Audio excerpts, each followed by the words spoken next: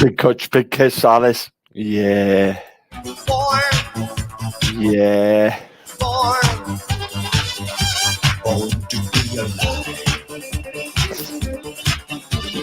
Time was on my side when I was running down the street for the fight. Suitcase and an old guitar and something you'd occupy my mind. Yes, you were born to be alive. Nebs. Yes, you were born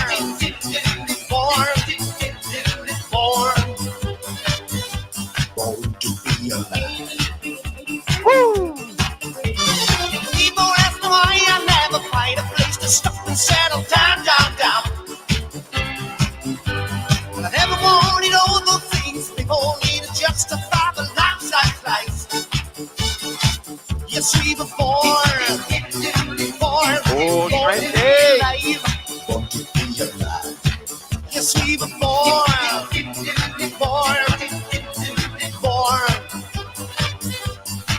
is good to be alive, to be alive, to be alive. It's good to be alive, to be alive, to be alive. It's good to be alive.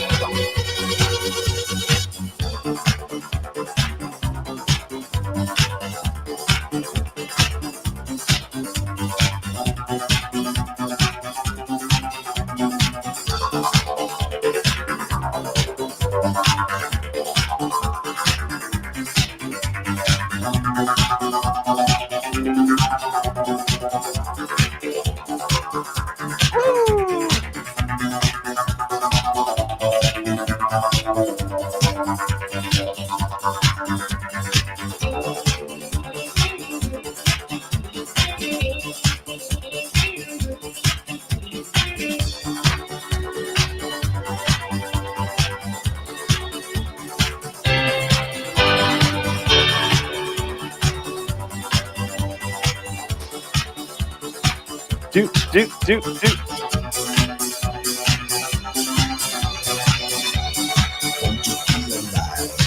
Is it fun?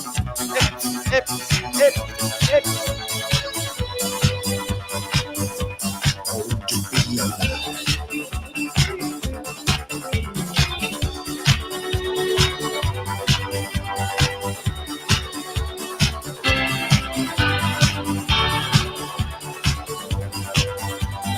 I used to have dungarees like that.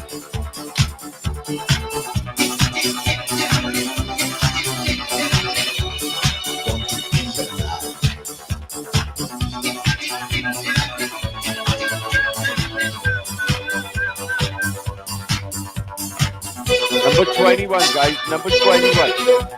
Number 21 is my man. Louise. What are your favorites? Calvin,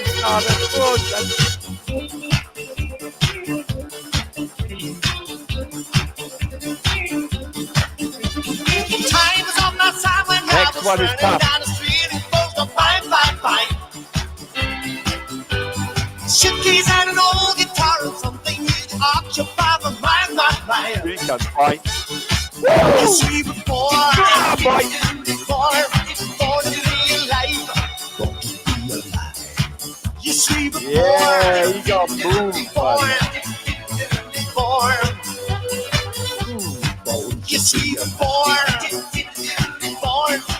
to be alive. You see before,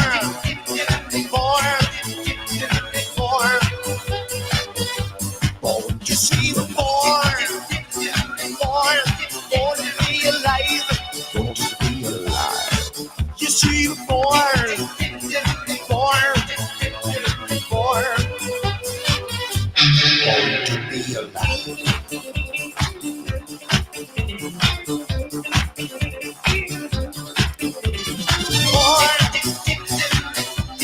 Born to be alive, born to be alive.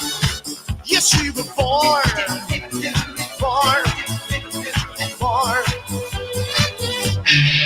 to be alive.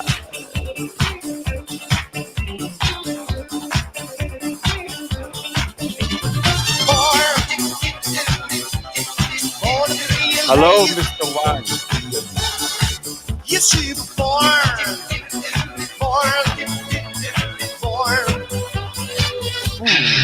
to be alive. Go on, Kermit.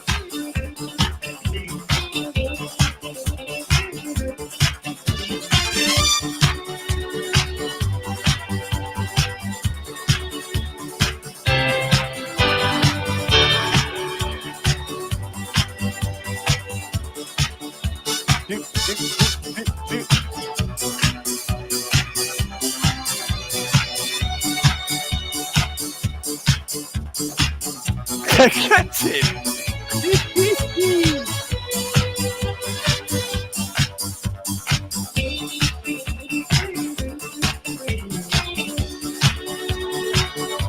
He's pretty good. Cost us the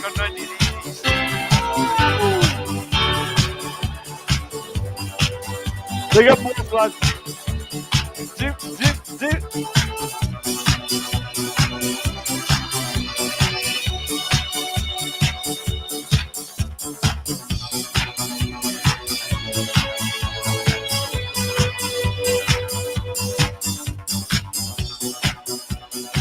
Thriller with it. God, that never gets old, guys. Ever. That'll never get old. Dude, that's a fucking tune. Okay. Okay. Born to be alive. So let's get this fucking finished. So before I get into it, I'm just gonna play this.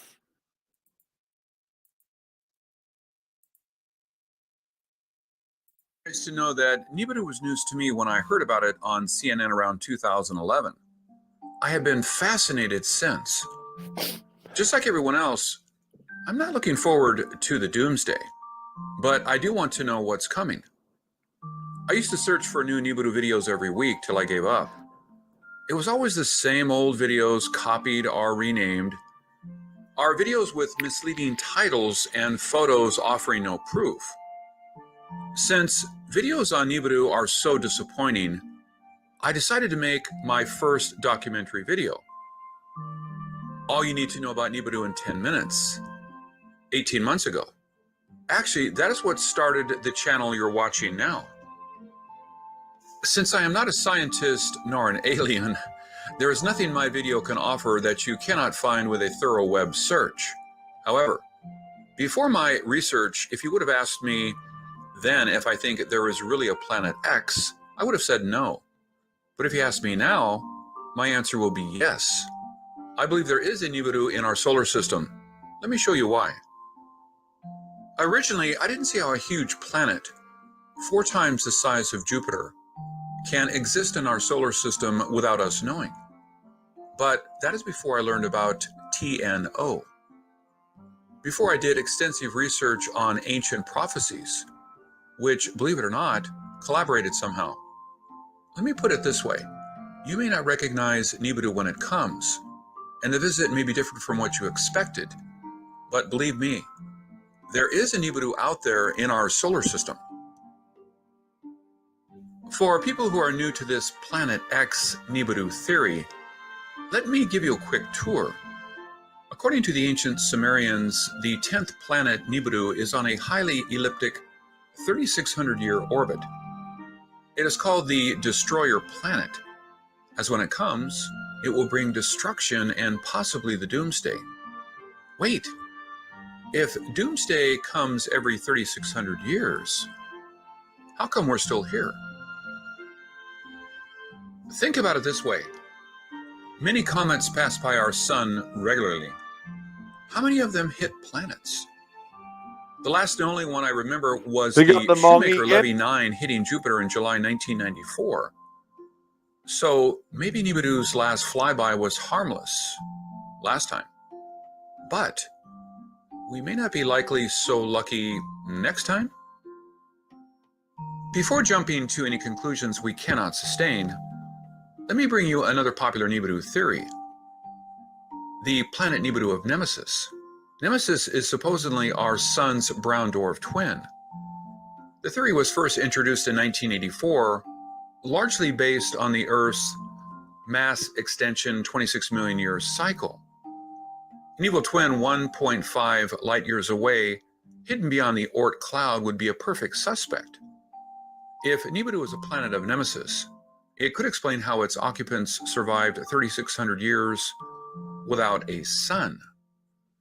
Nemesis is Nibiru's travel companion and its portable generator.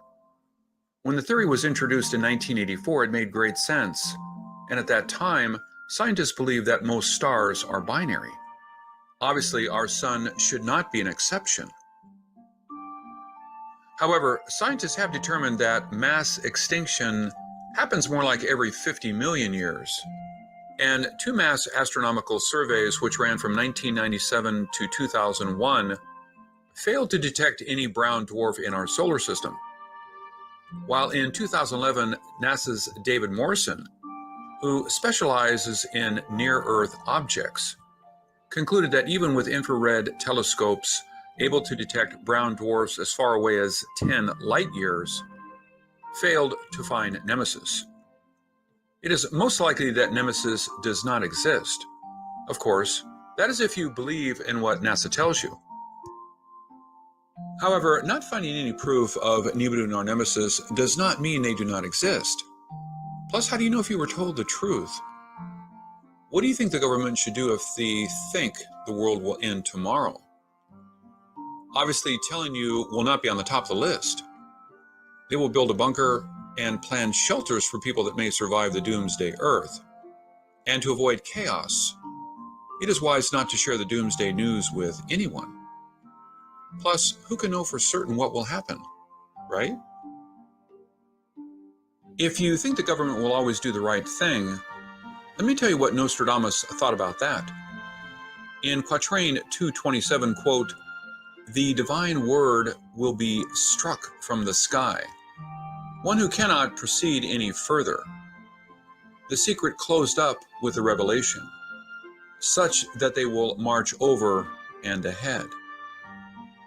If you have any doubts about Nostradamus' prophecies, check out some of my Nostradamus videos. When I compared his quatrains with historical events, I was shocked to find the unbelievable details revealed. Check out any of my videos and you will be surprised. This quatrain is grouped with 20 other doomsday quatrains in the second part of the Book of Prophecy, which I call the Doomsday Century. This quatrain seems to indicate that our government would get warnings from the sky, which can be divine, or from aliens. The message warns us, do not proceed. It is a secret that will be kept from most of us, but the warnings were probably ignored, as the last sentence stated, quote, "such that they will march over and ahead." Whatever the secret may be, it will be ignored, and we, mankind, will eventually face the consequences. So if Nemesis does not exist and Nibiru is only a theory, why should we waste any more time talking about it? Actually, I think Nibiru does exist. It may be different from the mythical planet where Annunaki reside, but it is there. Let me show you the proof about Nibiru's existence. Consider this. If you think the theory about Nibiru's 3,600-year orbit around the sun is crazy, did you know Mars orbits the sun every 687 days, but is already considered outside the Goldilocks zone that could harbor lives. What is the chance of life on Nibiru if Nibiru does exist? Plus, what is the chance of having a planet having a 3,600-year orbit? The good old days when textbooks told you everything you needed to know is long gone. Now the more we know we don't know. For example, when you search on the planet Eris, what you see is that it is called the most massive and second largest dwarf planet known in the solar system. The word known means that we really don't know what we're talking about.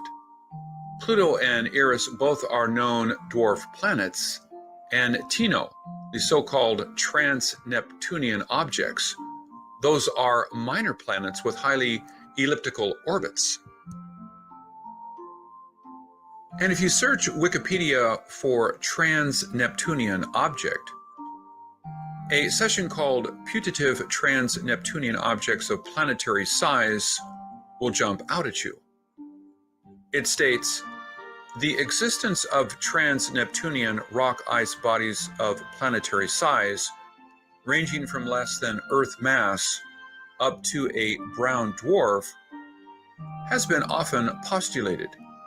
For different theoretical reasons to explain several observed or speculated features of the Kuiper Belt or the Oort cloud. It was recently proposed to use ranging data from the New Horizons spacecraft to constrain the position of such a hypothesized body. Putative means generally considered or reputed to be. Doesn't this sound like an endorsement from Wikipedia? I guess Nibiru is not all BS after all. Another reason I believe planet Nibiru is real is based on what scientists found in 2003. Sedna is a red dwarf planet 86 astronomical units away from the Sun, which is about 3 times as far as Neptune. Its discovery helped push poor Pluto off the planetary lineup.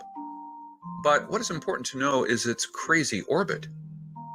Its aphelion, which is the closest distance from the Sun, is 76 AU, but its perihelion is 936 AU, and it takes 11,400 years to complete an orbit. During its 11,400-year journey around the Sun, we can only get a glance when it is near us. So, can you imagine how many more planets we have not seen? Can you imagine how big the others may be? Sedna's discovery proves Nibiru is not a myth. And then we found in 2014 FE72. It is another trans-Neptunian object, but this one has an orbit period of 90,000 years, with a perihelion of 36.3 AU and an aphelion of 4,000 AU. This really pushes our solar system's boundaries far beyond our imagination. Then the big question is, why would life choose to grow on a planet so far away from the Sun? Well, I guess we don't get to pick our birthplace, right? We have to adapt to our environment, correct? Plus, life may have started on a beautiful, friendly planet till the planet changed. For that, I will share with you another story we are all quite familiar with, the Shoemaker-Levy 9. Did you know before Shoemaker-Levy 9's impact with Jupiter, it was not orbiting the Sun? That is a fact few people know. The comet Shoemaker-Levy 9 was orbiting Jupiter before it got dangerously close and crashed. 2 years before impact, Shoemaker-Levy 9 was orbiting the Sun. A wrong place at the wrong time changed the comet's path and destiny. So, an advanced civilization may have been flourishing on Nibiru before the planet changed its course. Or maybe Nibiru was pulled away by another star. Maybe it is our Sun's binary twin. Its advanced technology made it possible to cope with whatever harsh environment, and its residents refused to leave home. Scientists feel the chance of our Sun having a twin star is slim.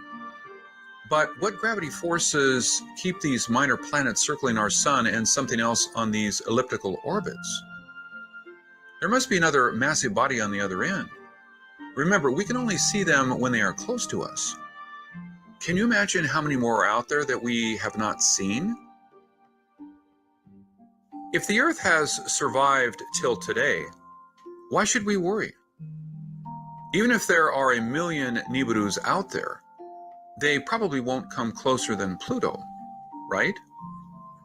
That may be right, but since we know so little, we have to rely on people who know more, and that is the problem. We have found so many new planets and new stars. Who will know what the next discovery may be? This is Ken Peters. Thank you for watching. Thank you for watching. Cheers, Ken. Cheers, Ken. You can't. Fucking get into it. Fucking get into it. Last fucking bit. Last 2 tablets. Coming at ya.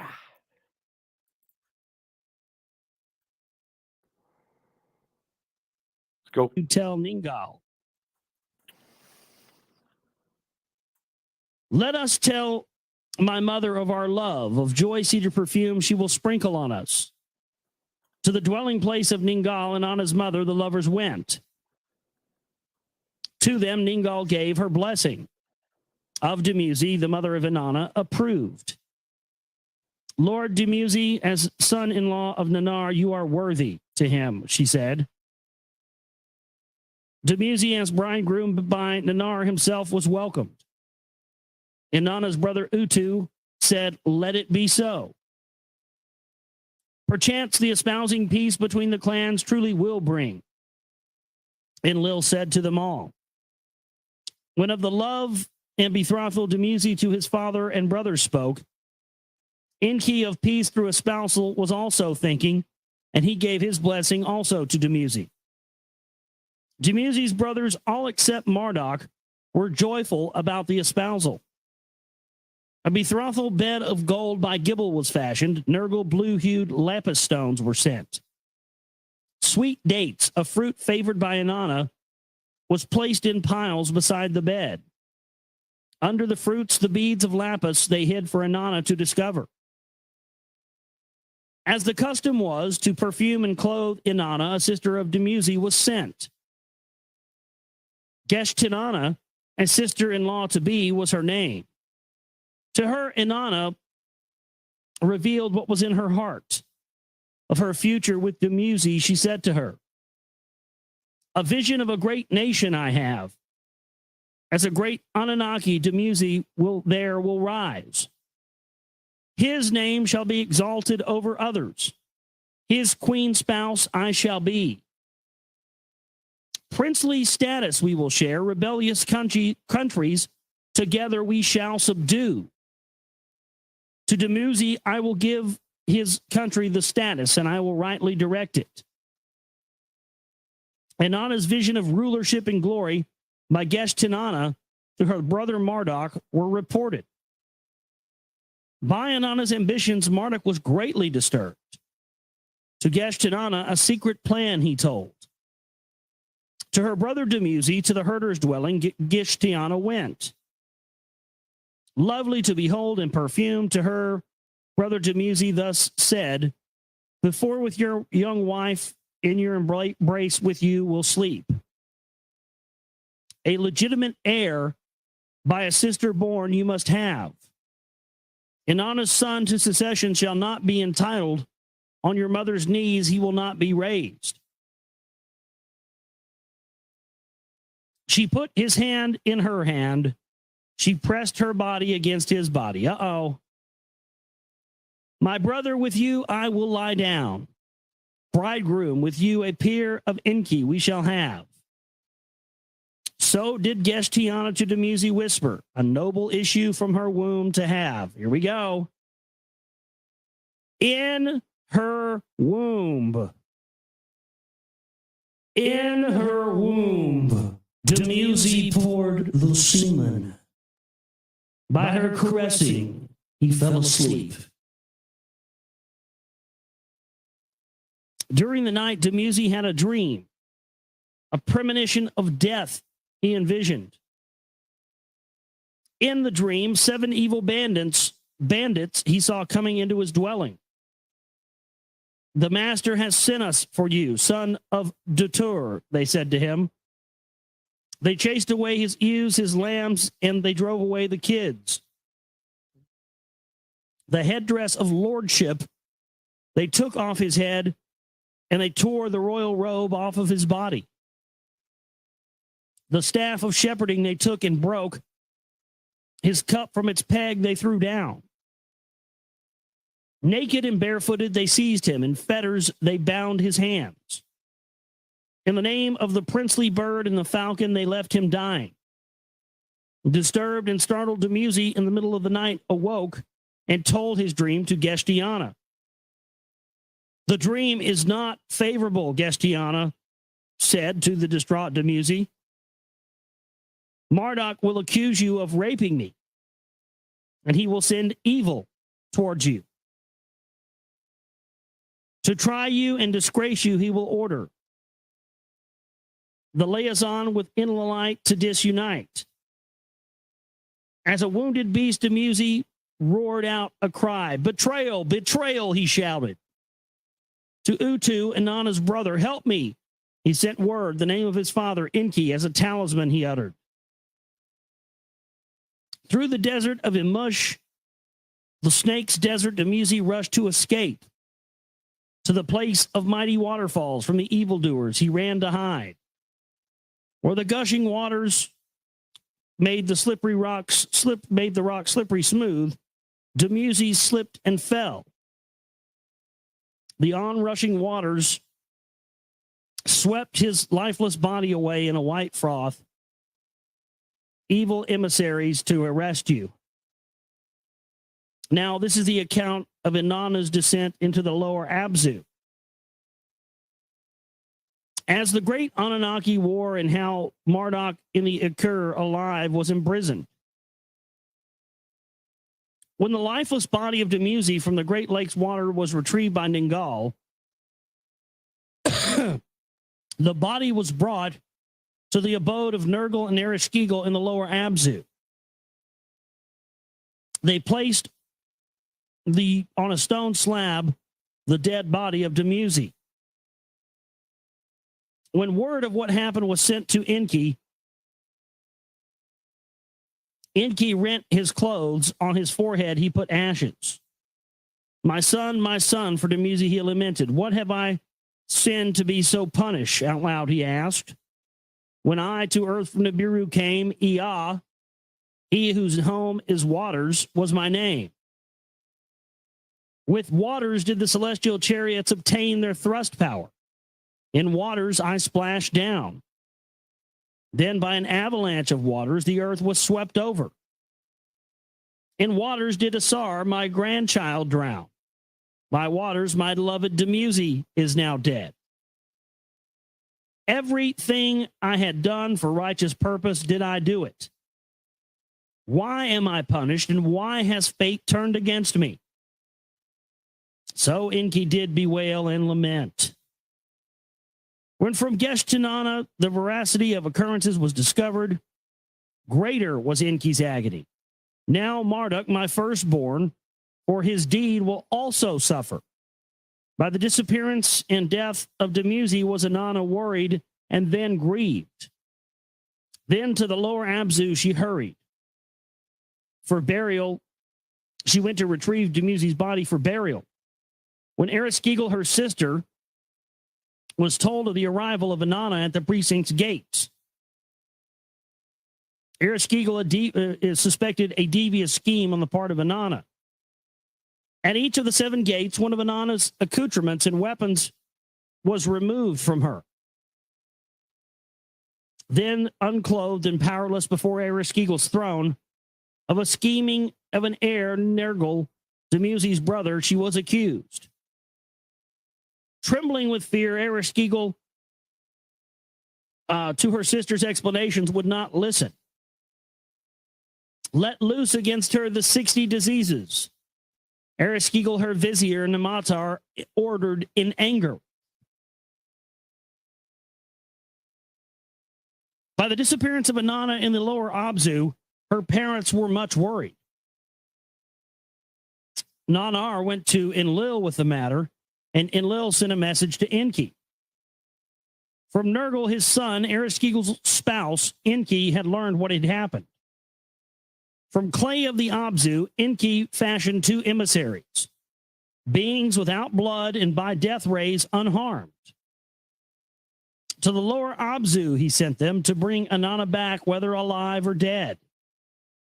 When before Ereshkigal they came, Ereshkigal was puzzled by their appearance. Are you Anunnaki? Are you earthlings? With bewilderment, she asked them. She didn't know what these things are. Namtar directed magical weapons of power against them, but unharmed the 2 were. To the lifeless body of Annuna he took them, hanging from a stake she was. Upon the corpse, the clay emissaries directed a pulsar and an emitter. Then the water of life they sprinkled on her, and in her mouth the plant of life they placed. Then Inanna stirred, her eyes she opened. From the dead, Inanna arose. When the 2 emissaries, Inanna to the upper world, were ready to return, Inanna, the lifeless body of Dumuzi, ordered them to take along with him. At the 7 gates of the lower Abzu, to Inanna, her accoutrements and attributes were returned. To the abode of Dumuzi in the Black Land, the rover of her youth, she ordered the emissaries to take her, to wash him with pure water and anoint him with sweet oil, then to clothe him in a red shroud and lay him upon a slab of lapis. Then in the rocks for him a rest place carve out, there to await the day of the arising. So they've highlighted that. There in the rocks for him a rest place to carve out the day of arising, there to await. They're alluding this to being like, what happened to Christ. Right? They put him up on the cross, and they put him in this, rock place, and then a couple of days later he came out. So that's another indicator that Jesus, if he did exist, was most likely one of these Anunnaki guys, coming down and setting himself up as, the Messiah. Because, as it says here, these Anunnaki guys turned to human-like, right? So they still basically had because of the different inbreeding, they still had the traits of the Anunnaki, but they were human-sized and looked like us, but they were still very much Anunnaki. And that's more than likely what Jesus was, according to, now that we're looking at this. He was just one of those. It wasn't setting themselves up as gods anymore, because they weren't giants and the rest of it. They looked like normal mortal men, but they set themselves up as messiahs that had, traits and abilities that were beyond what mere mortal men have. Very interesting. As for herself, Inanna set her steps to the abode of Enki. Retribution for her beloved's death she wanted, and she demanded the death of the culprit of the death of Marduk. There has been death enough, Enki said to her. Pick up your say, Marduk was an instigator, but a murderer he committed not. When Inanna learned that Marduk would not be punished by Enki, Inanna went to her parents and brother. To high heaven she raised a wailing. Justice, revenge, death to Marduk, she cried for. At Enlil's abode, his sons Inanna and Utu joined a council of war they gathered. Ninurta, whom the rebel Anzu defeated, argued for strong measures. Of secret words between Marduk and the Agigi were exchanged, and Utu reported to them. Of Marduk, an evil serpent, earth must be rid. Enlil agreed with them. When the demand for Marduk's surrender to Enki was sent to his father, Enki to his abode summoned Marduk and all other sons. Though for my beloved Dumuzi I am still grieving, Marduk's rights I must defend. Though evil did Marduk instigate by ill fate, not by Marduk's hand did Dumuzi die. Marduk is my firstborn. Ninki is his mother. For secession he is destined. From death by Ninurta's gang, by us all, he must be protected. So Enki did say. Only Gibel and Ningal heeded their father's call. Ningishita was opposed. Nergal was hesitant. Only if in mortal danger he will be, will I help, he said. It was after that a war of ferocity unknown between the two clans erupted. Unlike the contending of Horon and Satu, of earthlings descended, it was a battle between Annunaki, Nibirian born among them, on another planet was loose. By Inanna was the warfare begun. In her skyship, to the domains of Enki's son, she crossed over. Yeah, well, there you go. Sorry, ladies, but it's always a bitch's fault. Marduk to battle she challenged, to the domains of Ningal and Gibel she pursued. To assist her, Ninurta, yeah, see, they've always blamed wars on men. And see, I've always known it was these fucking females behind the scenes that were always starting shit. Women always start wars, and then the guys always get the blame for it. I'm sorry, I have to say that. It's the goddamn truth. To assist her, Ninurta, from his stormbird, withering beams, he shot withering beams at the enemy stronghold from his stormbird, from the fucking Klingon bird of prey. Fire! Ishkar from the skies with scorching lightnings and smashing thunders attacked. In the Abzu from the rivers, he washed fish away, and he dispersed cattle in the fields. To the north, to the place of the artificed mounds, Marduk then retreated. Pursuing him, Ninurta, on his habitations, rained down poison-bearing missiles. His weapon that tears apart the people in those lands, robbed of their senses. The canals that waters rivers bore, from red blood came. Ishkar's brilliances, the night's darkness into flaming days converted. As the devastating battles advanced northward, Marduk in the Iker was ensconced. Gibel had devised an unseen shield. Nergal raised to heaven its all-seeing eye. So this is some sort of shield or a weapon that they're calling an all-seeing eye. Isn't that interesting? With a weapon of brilliance by a horn directed, Inanna attacked the hiding place. Horon, to defend his grandfather, came. By her brilliance, his right eye was damaged. Bright nuclear weapons, I suppose. While Utu and their horde, the Agigi and the Earthlings beyond Tillman, held off. At the foot of the Artifice Mounds, Annunaki, this and that clan supporting in battle, clashed. Let Marduk surrender, let the bloodshed end, so did Enlil convey words to Enki. Let brother to brother talk. To Enki, Nanarshag sent a message. In his hideout within the Akur, Marduk continues to defy his pursuers. Within the house, which, like a mountain, is his final stand to be made. Inanna deflected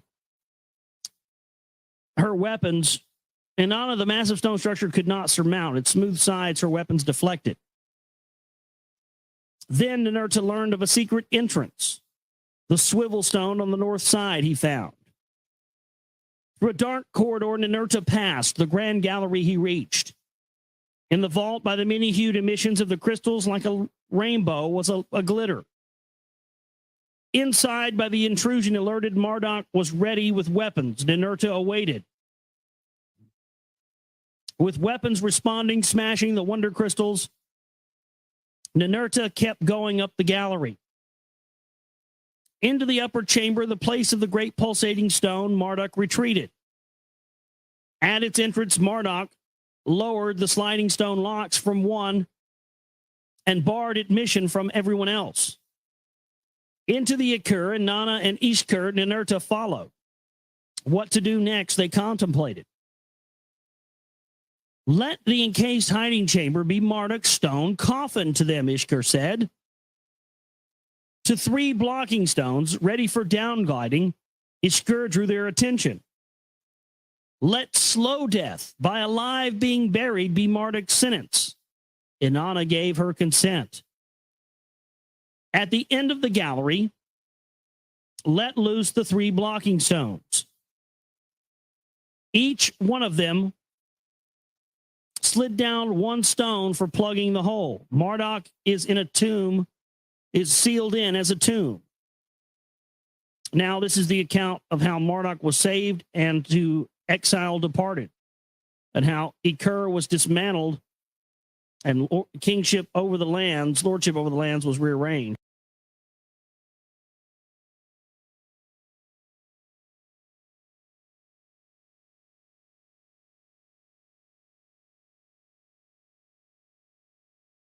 All right, here we go.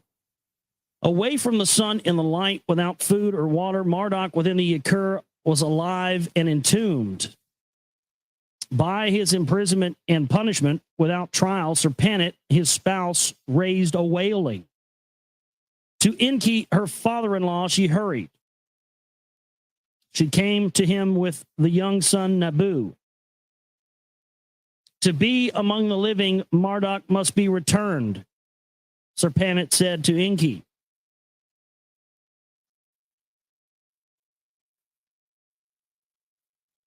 Oh, man. Sorry about that. This thing's already doing weird stuff tonight.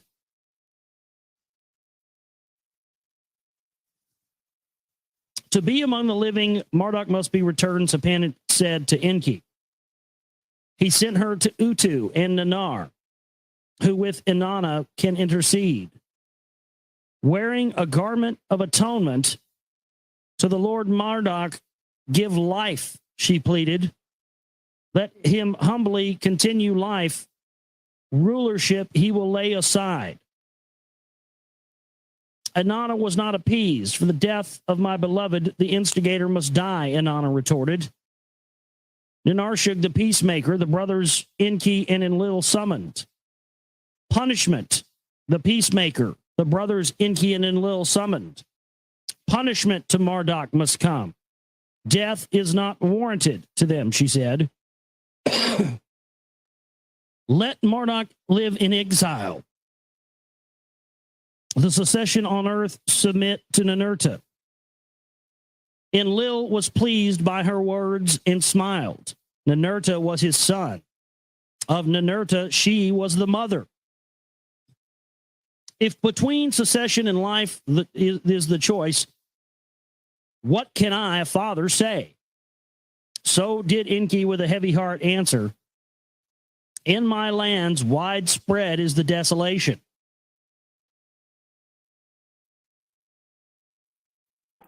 Lottie. Keeps doing that. Keeps jumping off the page I'm on. Warfare must end. For Dumuzi, I am still in mourning. Let Marduk live in exile. All hail the great. If peace is to be returned and Marduk shall live, binding arrangements must be made, Enlil said to Enki. All facilities that bond heaven and earth to my hands alone must be entrusted. The mastery over the land of the 2 Narrows you must give to another son of yours. The Agigi who Marduk follows, the landing place must be given up and abandoned. To a land of no return, by no descent of Zasudara inhabited, must Marduk in exile go. So did Enlil forcibly declare to the foremost among the brothers he met. The hand of fate Enki in his heart acknowledged. Let it so be. With a bowed head he acknowledged. Let it so be. Ningazida alone the Ekur innards knows. Let him over its land be the master. After the decisions by the great Annunaki were announced, Ningazida for the rescue they summoned. How Marduk from the blocked and sealed innards, how he was supposed to extricate Marduk from the blocked and sealed innards was his challenge. To let free the one who is buried alive they gave him a task beyond conceiving. Ningazita contemplated the Akur's secret designs and planned on how to circumvent the blockings. Through a chiseled upper opening, Marduk will be rescued to the leaders, he said. At a place which I will show them, a doorway in the stones they will cut. From it upward a twisting passageway they shall bore. A rescue shaft will be created. Through hidden hollowings to the Akur's mists they will continue. At the vortex of the hollowings through the stones they will break through. A doorway to the insides they will blow open, thereby circumventing the blockings. Up the grand gallery they will continue. The 3 stone bars they will raise. The uppermost chamber, Marduk's death prison, they will reach. Anunnaki, guided by Ningazita, outlined the plan, then followed. With tools that cracked the stones, they made the opening and they fashioned the rescue shaft. The insides of the artificed mount they reached, and they blew open an exit. Circumventing the 3 blocks of stones, the uppermost chamber they reached. On a small platform, the porticules they raised. Marduk fainted, and they rescued him. Carefully through the twisting shaft, they lowered the Lord. To fresh air, they brought him. Outside, Serpenit and Nibiru, spouse and father, were awaiting. A joyful reunion it was. When to Marduk, his father Enki conveyed the terms of release to him. Marduk was enraged. I would rather die than forfeit my birthright, he shouted. Serpenit into his arms, Nibiru thrust. We are a part of your future, she said softly. Marduk was angered, and he was also humbled.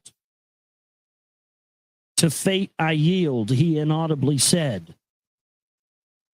With Serpenit and Nibiru to the land of no return, he departed.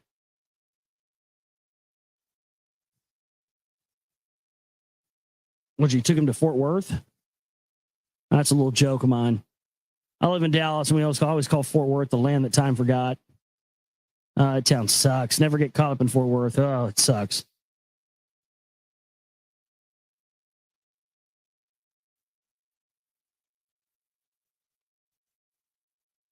To a place where horned beasts are... Yeah, the Nebs, the bullshit is as you say it is. It's fucking bullshit, bro. It is bullshit, like. But it's going down lanes and roads that I'm not following, like. Do you know what I mean? Because with regards to the CP, that's fucking wrongness on a wrongness scale that I don't even want to be interested in, like. Do you know what I mean? So it's just stay out of it, like. You know what I mean? Doesn't interest me. And I want nothing to do with it, like, because it's getting fucking nasty and it's getting dangerous and it's getting toxic. And you're best staying out of it, like. Just have nothing to do with it, like. They can carry on and do their thing, but at the end of the day, if you know the truth and you know you're fucking where your heart's in the right place, and you know that you're not one of these fucking wrong ends, and then just let them carry on, and just let them carry on, like, because they're going down roads that I'm not willing to fucking go down, like. It's insane, like. It's insane, the toxicity levels that people are stooping to. YouTube is going, oh, fuck it. I mean, by the end of this year, and it's going to be in such a place, but half of us won't even be here. Like, that's what I think. It'll be all done. Like, people will just be gone. Do you know what I mean? Maybe on to something else. Fucked up. People are fucked up too, and they don't mind throwing you under a bus, but people will throw you under a bus just to save their own asses. So yeah, I'll just carry on doing my thing, and yeah, that's it. Like, with wife. and I genuinely advise you all. I'm only going to tell you what to do, guys. But I genuinely advise you all to heed what I've just said and stay the fuck out of it. If you have nothing to do with it, just stay the fuck out of it because it's fucked up. Big up the Carter, my friend. Welcome. The levels that these people are going to is fucking ridiculous. Do you know what I mean? They will throw you under a bus. Friends today, under a bus tomorrow. I don't fucking trust them. Don't trust them one little bit. They're flip-flopping all over you too. You can fuck off. You can fuck off. At the end of the day, if you're out of it, you know what I mean? Out of sight, out of mind. That's the way I look at it. And son, he went. Horned beasts are hunted. And with regards to the CP, let's hope this fucking dirty little wrong un, all wrong uns get caught. Quickly. I hope the police are going to do their job and get these fuckers away. A land where horned beasts are hunted. What, like fucking rhinos? Where they send them to Africa? After Marduk had departed, Ninurta and the Akur re-entered the shaft. Through a horizontal corridor to the Akur's vulva, he went. Huh? The piece of land has a vulva? Has a vagina? That's interesting. Huh. The Akur, E-K-U-R. That's the land they went to, but they said it has a vulva. Nice. In its east wall, in a niche artfully fashioned, the Destiny Stone was emitting a red radiance. So the Destiny Stone is held in some kind of giant vagina? Well, fuck, why didn't you tell me? I'd have been already looking for this thing. I can have a team of poonhounds rounded up by this weekend, man. We'll snip that ass out. Oh, yeah. You kidding? Oh, dude, it's no problem. You should. All this time, we've been wondering where the Destiny Stone was, and of course, it's inside of a giant vagina. Well, that's no problem. We can handle this. Just give us a location. We'll sniff that poon out. No problem. I thought it was going to be harder than that. Jeez. Through a horizontal corridor to the Akur's vulva, he went. You can't make this up, man. This is. The Destiny Stone was emitting a red radiance.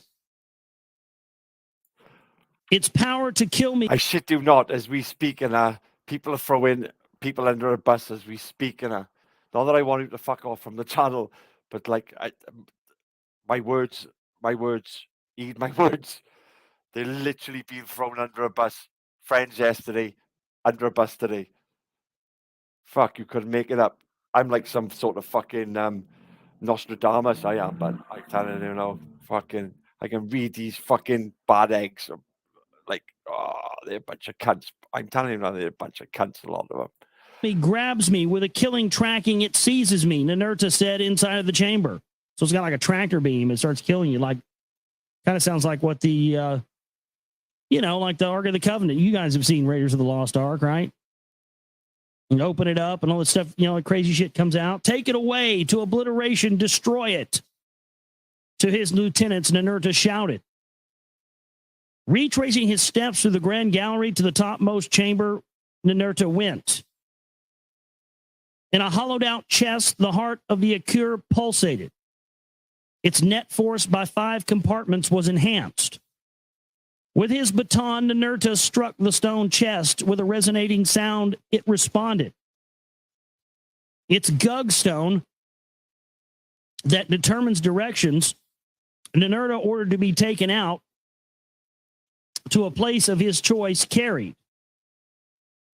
Coming down the grand gallery, Ninurta, the 27 pairs of Nibiru crystals were examined.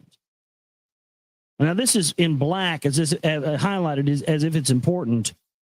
Coming down the grand gallery, Ninurta Big up, Lig. examined the 27 pairs of Nibiru crystals. Now, this is interesting. The 27 pairs of Nibiru, that sounds exactly like Superman. He had the fortress of... Spot on there. I never forget a good person. I never forget a good deed. Even as little as it is, the little things matter more. Understand? The little things matter more. Little things matter more.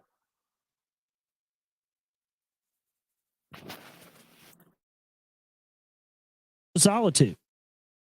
And it was inside of this cave, like in Antarctica or something. And he flies in there and he arranges these crystals in a certain way. And, he talks to his dead parents on the fucking crystal telephone or whatever. I mean, seriously.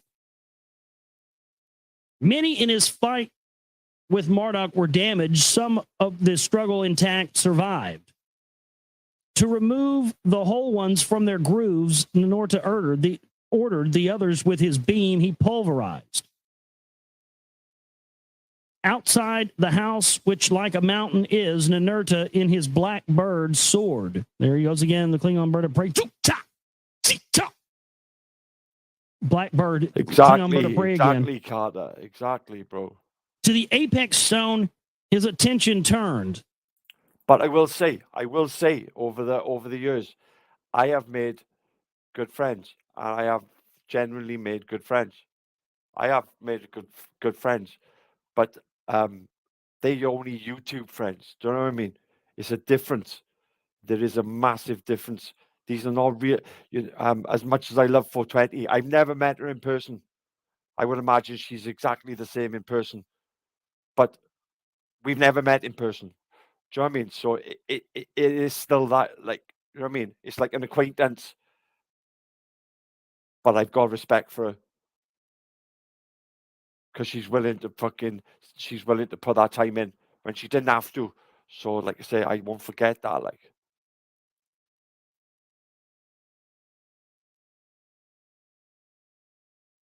and others. I ain't gonna go into it. Brothers are the same. Who've had my back when they didn't need to. They haven't. Nobody's got to have your back. Nobody's got to. Yeah. But it's the ones who do it, right? And they say they like you, and they say this, and they don't give a fuck. Like the Earls, like the Bleeding, and they'll throw you under a bus. Just look at you. That's the ones you've got to be careful of, guys. Do you know what I mean? We all love a little bit of banter. We all love a little bit of drama. You'd be lying if you said you didn't. Everybody does. But it's getting fucking toxic. It's getting going down avenues that not even the greatest troll in my eyes, Mr. Lottie, would say is right. It's wrong, man. It's wrong, like. It's wrong. And even though you're trying to stay away from it, even though you won't even go into their chats, your name still comes up.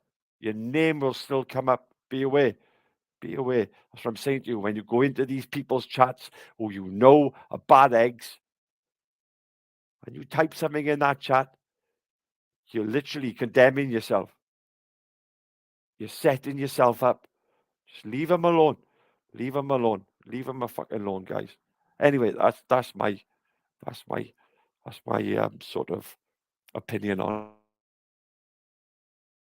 Fuck them all. Fuck them all, because they're fucking cunts. The enemy's epitome he represented. Man, this thing is going crazy on me. He gets a pass because he's a Welshman. Do you know what I mean? I'm a bit biased, like I do like the Welsh, but yeah, everybody's under the microscope. Do you know what I mean? Everybody's under the microscope. You earn that trust. You earn the respect. Certain people have. Certain people are still being looked at. As long as you're going to stick around, you've got to be aware of these cats, the ones you could trust, the ones you can't. Like, if you're going to stick around, you're like, other than that, like, get the fuck out, like, because it's not the place to be. Like, it's getting fucking every day is getting worse and worse and worse. Cunts. Tonight. Cunts. With his weapons, he shook it loose and toppled it to the ground in pieces. Best way to be, like. By this, fear of Marduk is forever ended, Ninurta victorious declared. But as you know, like, they'll put you in a box. They'll put you in a group. Yeah, you're part of this group. You're part of. You know what I mean? you're friends with this, you're part of the Hive. You know, fucking put me in no box, you put me in no group. I'm my own man. I always have been my own man. Yeah, people will do it like. On the battleground, the assembled Anunnaki announced their praise of Ninurta. Like Anu, you are made. To their hero and leader, they shouted. To replace the incapacitated beacon, a mount near the place of the celestial chariots was chosen. Within its innards, the salvaged crystals were rearranged. Upon its peak, the Gug stone, the stone of directing, was installed. Mount Mashu, Mount of the Supreme Celestial Bark, the mount was called. At that time, Enlil summoned his 3 sons. Enlil and Ninursig also attended. Big up, Morph. Commands over olden lands to confirm. Lordships over new lands to assign, they met. Your sheep saga. To Ninurta, who Anzu and Marduk had vanquished, the Enlilship powers were granted.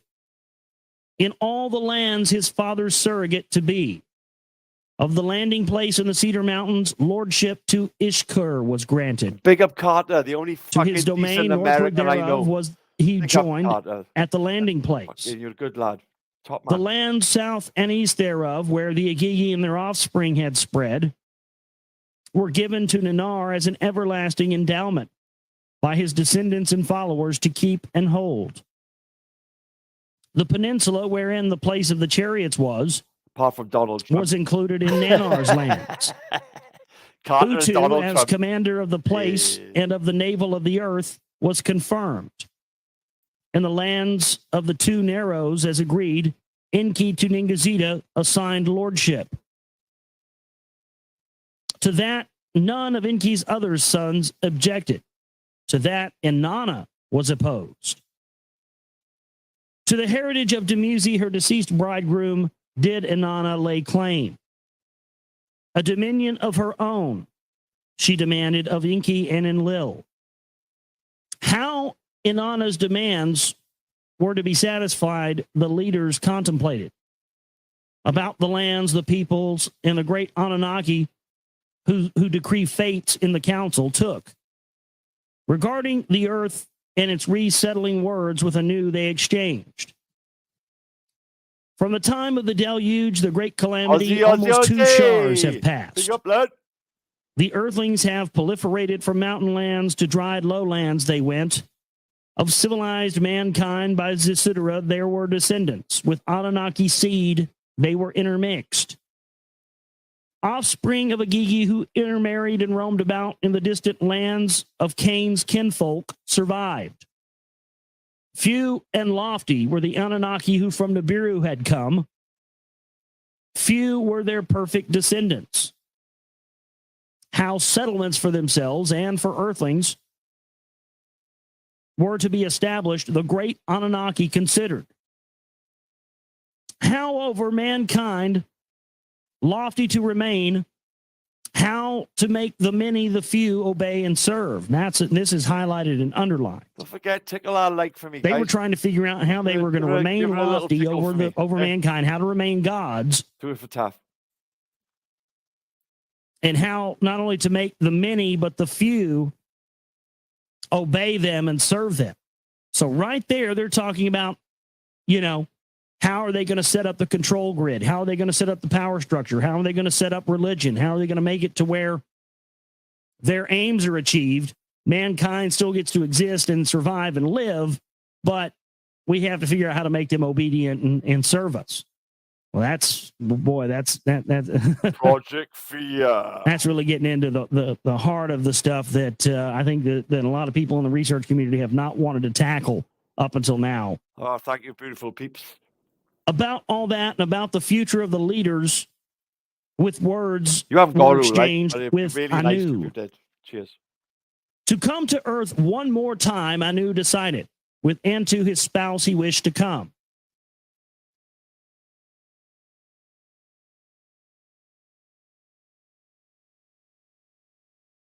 Synopsis of the 12th tablet. The soil's dry, plains and river valleys are resettled. Plentiful gold comes from the lands. Last tablet. It's fucking go. get it on like. Oh, I just lost my place again. Corn. Woo-wee. What an epic! From the lands, plentiful gold comes from the land. To make a film out of this, like Bennu, innit? Fucking hell, it'd be an epic, wouldn't it? Huh? Lost Book of Enki, the film. Come on. Beyond the seas, Anu and his spouse Antu arrive for a memorable visit. Reminiscing, the leaders realize they are destiny's pawns. They allocate 3 regions of civilization to mankind. Pardoned by the departing Anu, Marduk remains rebellious.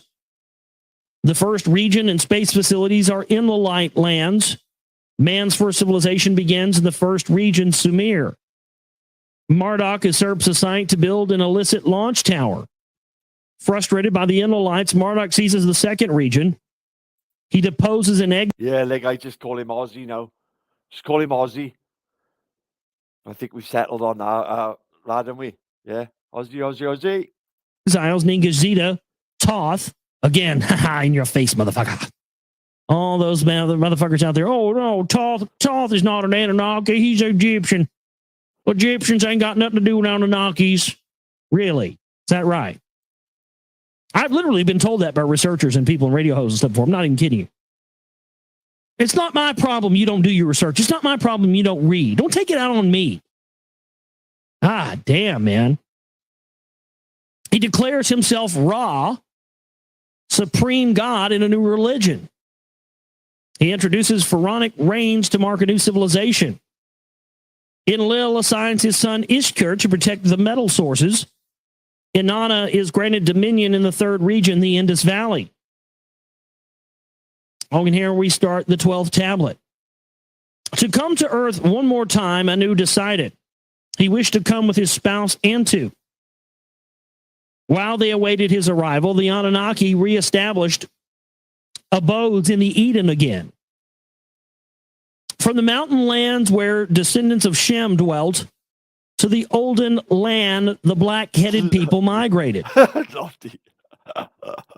That's where they. There you go. The black-headed people going into Africa. Upon the newly dried soil, the Anunnaki let them settle to provide food for all. Where Eridu, Enki's first city, had stood before the deluge. On top of the myriads of mud and slit, a new Eridu was marked out. In its center, upon a raised platform, an abode for Enki and Ninki was built. House of Tile Lord, whose return is triumphant, it was called. With gold and silver and precious metals by Enki's sons, provided it was adorned. Above in a circle skyward pointing, they were pointing towards the 12 constellations that were marked out by their signs. Below, as in the Abzu, waters with swimming fishes were flowing. In a sanctuary, a place that no uninvited can enter, Enki kept the ME formulas. Now, a listener sent me an email tonight and said that maybe ME means mitochondrial extraction. I'd have to say, judging from what they've said here, that I have to agree with that. So thank you to our listener who sent that suggestion. Yeah, I think that's probably what it is. Because it talked about when they created the ark, that they put in the ark, they put, the MEs for each creature in there. Remember it talked about that? We read that a couple weeks ago or something. So mitochondrial extractions, yeah. So I could be wrong about that. He could be wrong about that. But just judging by the context, they're using this term me, means they use it every time they're talking about formulas or doing genetic manipulation. So yeah, mitochondrial extractions. Mitochondrial DNA. Good catch guys, there, get that like up the fucking in a sanctuary, a place that no one invited can enter, Enki kept the mitochondria extractions. Get it up to double figures. For Enlil, Enmil, and Ninlil, a next Nibiru key atop the mud slit was established. Amid its peoples and dwellings and cattle folds and stalls, a sacred precinct was walled off. An abode for Enlil and Ninlil was built therein. In 7 stages it arose. A stairway rising as to heaven to the topmost platform led. Is this talking about like a ziggurat? His tablets of destinies Enlil did keep there. With his weapons it was protected. The lifted eye. Well, a nuclear fallout or a YouTube fallout?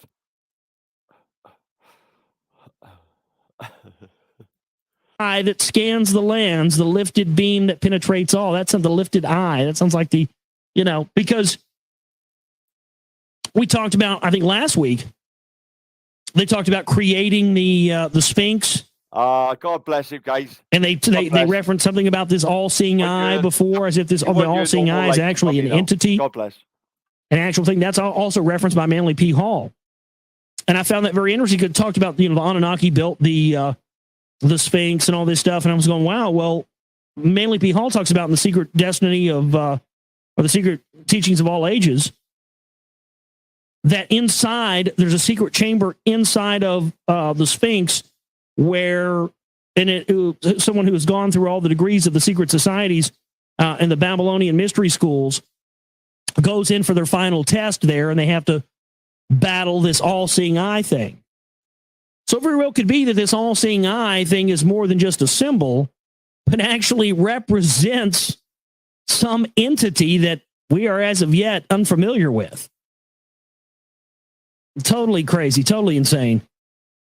In the courtyard in its own enclosure. Carter, my friend. Yes, for these streams, definitely, because you motherfuckers you'll take me left, and I know that's going to happen.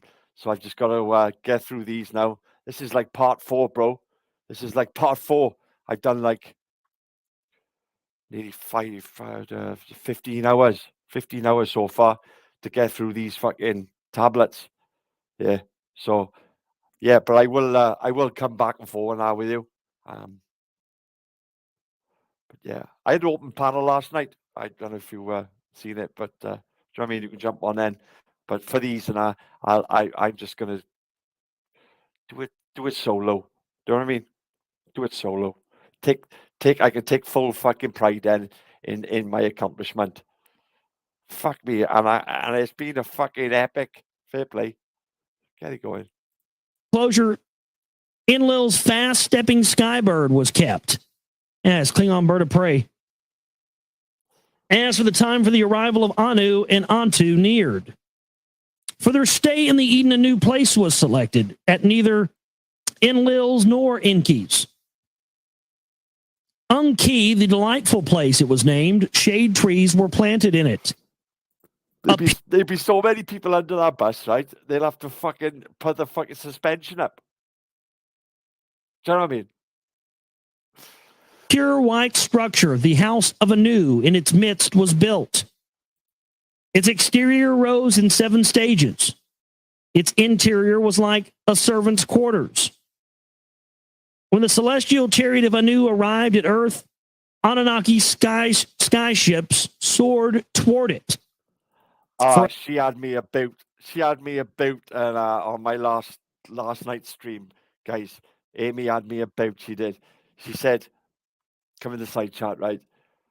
Taffy, have you heard the news? Putin has declared war with NATO." I fucking what? What did they? I fucking go in nuts now. Just when I was about to Google it, she says, "Do you know what day it is?" I looked at the fucking 1st of April. Click. Do you know what I mean? She had me about, guys. Big up Amy. 1-0. I'll give her that. Fucking had me about, she did. For a safe landing at the place of the chariots in Tillman, it was guided. Utu, the place's commander, welcomed his great-grandparents to planet Earth. The 3 children of Anu, Enlil, Enki, and Anarshug stood there to greet them. They embraced and kissed, they laughed and cried, so long has the separation been. They to each other kept saying, and then looked at each other, and examined their aging. Though greater in... Have you listened to the other part 1, 2, 3? Obviously, this is 4, Aussie. Have you listened to 1, 2, and 3? Or you just clicking in on this one? Shars were the parents younger than the children they looked. That was one of the things about creating us and creating a species on this planet is, Harsh, short, fast cycles around the sun means we don't live for Oh, very long. sorry, Carter. Lad, I fucking. Maybe that means we should get off of this planet and go somewhere else where, you know, I don't know, kooky, crazy idea, huh? They're probably going to go and not let us go with them. Good, let them go. Fuck them. The two sons looked old and bearded, and Arshak, once a beauty, was bent and wrinkled. All five of them were filled with tears. Tears of joy and sorrowed tears were mingled. In skyships, the guests and their hosts were taken to the Eden. In a prepared place beside Enki, the skyships landed. All the Anunnaki that on Earth had stayed as an honor guard were standing. Hail and welcome, hail and welcome. In unison to Anu and Antu, they were shouting. Then, in a procession, singing and playing music, the Anunnaki in the house of Anu accompanied their guests. In the house of Anu, Anu was washed and rested. Pick up more. He was then perfumed and clothed. Antu was escorted by a female Anunnaki to the house of the golden bed. There, too, she was washed and rested and was perfumed and clothed. In the open courtyard, as an evening breeze, the tree leaves rustled. You'll say that's a fucking town, bro. Yeah, Papa's massive. That is that town. Anu and Antu on thrones were seated. Flanking them were Enlil and Enki and Anarshak.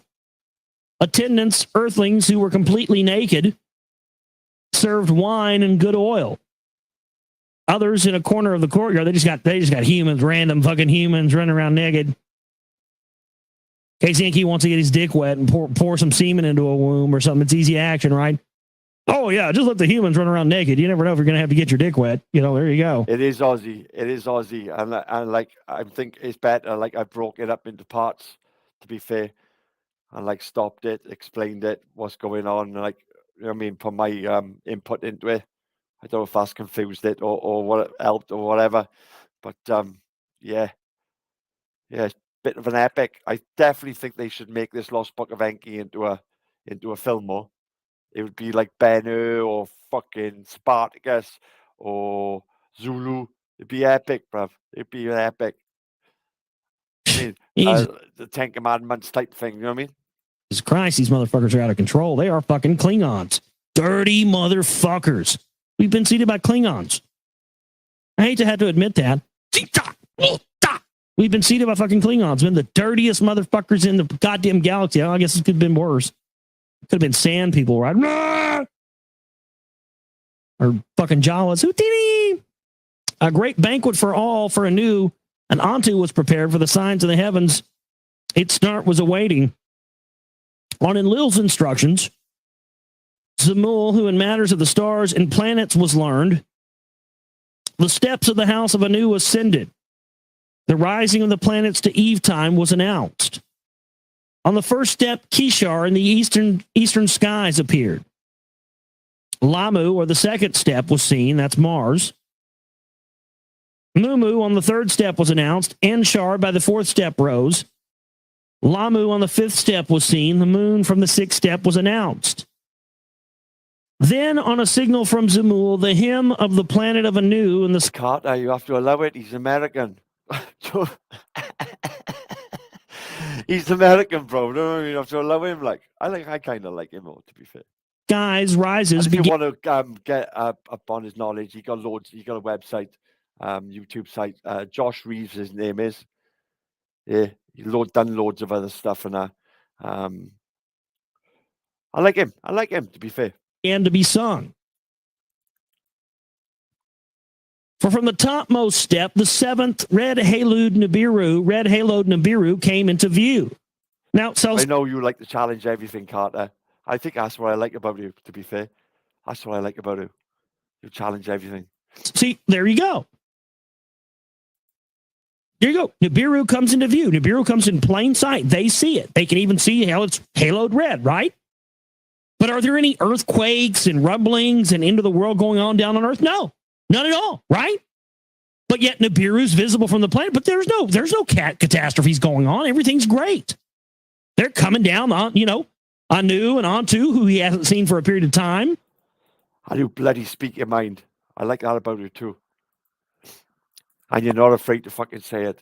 are able to come down because why? Because Nibiru has come into view and it's close to the planet Earth, right?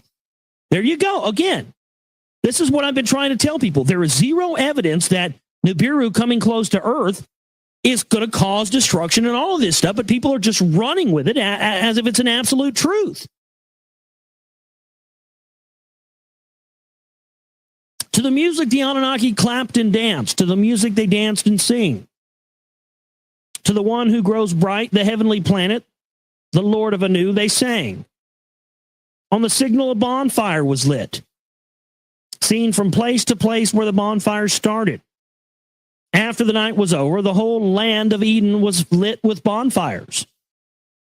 It's like they're having a fucking Burning Man throwdown here. After a meal of bull meat and ram meat, of fish and fowl with wine and beer, they come. Yeah, they're fucking throwing down, dude. Look at this shit. I mean, seriously. Fucking right. They just said that the red-hailed Nibiru came into view. They can see it from Earth. And these motherfuckers are having a buffet and they're having wine and beer. They're getting fucking crunk as hell. Now, would they be getting crunk as hell drinking wine and beer if their planet, which supposedly causes destruction, and they call it the destroyer on Earth when it comes near to Earth? Do you think they'd be doing this? It's just complete. The whole fucking Nibiru destructor thing has been a complete lie, a complete red herring. And see, now that's where me and this Josh, we differ. Because he doesn't think Nibiru is a planet. And I do. I do. And last time it came round on his orbit, his 3,600-year orbit, if you remember, they were all up in their fucking spaceships watching the deluge. Watching the deluge. They were already up in their spaceships. Yeah? And you've got the Noah story coming from out of these tablets. The story of Noah, if you remember. But this time round, they're all getting pissed up drinking beer. Strange. This is why I read this. This is why I chose to read this stuff. Not because I believe Zachariah Sitchin or I'm a fan of him or anything else, but because I knew if we actually read this stuff from ourselves and read this in the court of public opinion on a radio show, that we would come to a lot more truth than the thing we've been being told just to accept. Oh, yeah, blah, blah, blah, this, that, and the other. Yeah, Nibiru's this. But, I'm glad that we got into this and are able to find this out for ourselves now. I feel so much better about myself and about the things that I say and the stuff that I put out on the show when we do stuff like this, because I've known in my gut that that's been a red herring for the longest time. But I mean, here, to me, this is just absolute proof. It's just hard for me to deny that at this point. And they don't fucking like it. For several Earth days and nights, Anu and Antu slept. On the sixth day, his two sons and daughter Anu summoned. Of what had transpired on Earth, he heard their accounts of the people. I would imagine he's he's talking about us. You'll see. Yeah. Oh, all that's in this, bro. All the second son and that. Yeah. It's all in ya. Peace and the warfare he learned. Of how the Earthlings, by the oath of Enlil, to be wiped off. He's a cat flap fucking kicker in there. Do you know what I mean? It's already an all in the door. You know what I mean? He's just kicking the cat flap in. Had again proliferated. Anu had heard chump of the gold discovery in the land beyond the oceans and the chariots placed there, and Enlil to him revealed. Kick his it was then that of the dream and of the tablet of Galzu, Enki told his father. By that, Anu was greatly puzzled. A secret emissary by that name to Earth by me was never sent. So did Anu say to the three leaders. Puzzled were Enki and Enlil, baffled, they looked at each other. On account of Galzu, Zisudra, and the seeds of life were saved, Enki said. On the account of Galzu, on Earth we remained, Enlil said to his father. The day to Nibiru you return, you shall die. So did Galzu say to us. Incredulous of that was Anu. The change of cycles indeed did cause havoc, but it was cured with elixir. then whose emissary, if not yours, was Galzu? And Enki and Lil said in unison, aha. So who is this mystery man? So see, this is the guy that changed the whole course, remember? This Galzu character? Supposedly having orders from Anu? Who is he then? They don't know who he is. He never gave that order. They never said, who is this mystery man? He's the guy that wanted them to have compassion for mankind and not wipe them out, and gave them the plans to, create the new ark and save them. Oh, see, now the plot thickens. Now the plot thickens. Now we're starting to see the appearance of other entities that aren't Anunnaki who have had a hand and a say in steering the destiny of mankind. Dream team. Oh, this is real interesting now. You just thought it was interesting. Woo-wee. Now somebody else is showing up in the mix, and you're going, we don't know who the fuck this guy was. I thought you were with him. Oh, man, I thought you were with him. I thought you sent him. No, I didn't. Who the fuck was this guy? Fuck his box of frogs cunts doing ya. Whose emissary, if not yours, was Galzu? Who the Earthlings, who wanted to save the Earthlings, who made us stay on Earth. Big up the mix. Narsuk slowly nodded her head. From the creator of all did Galzu appear. See, there you go. Taffy Carter. The Son of God. Now this is the entering of the Jesus character, isn't it? Does seem like it. Or maybe Jupiter. So that explains what we haven't. This is very interesting. See, somebody else is showing up, and it's not Anunnaki, and this person, and we don't really have any real explanations for that, do we? Now the plot thickens as it always does. We got to find out who this mystery Galzu character is. By the time I get up tomorrow, I'll have 20 emails in my box going, Galzu is this person, Galzu is this, blah, blah. which is fine. I'm cool with that, but still. Was the creation of Earthlings also destined? Of that, I must wonder. For a while, the four of them were silent. Mix, if it's factual and the fucking near enough what I think is the truth, I will take it from a country that's a day old. No problem. I mean, the truth is the truth, isn't it? Each one's past events in his heart recounted. While fates we decreed, the hand of destiny every step directed. So Anu did say, yes, the brother. will of the creator of all is clear to see. On earth and for earthlings, only emissaries are we. The earth belongs to the earthlings. To preserve and advance them, we were intended. If that is our mission here, let us accordingly act. So Enki did say. Okay, so you've just given me a... To break it up, because I can. Because I can. Let's do that. Let's do that.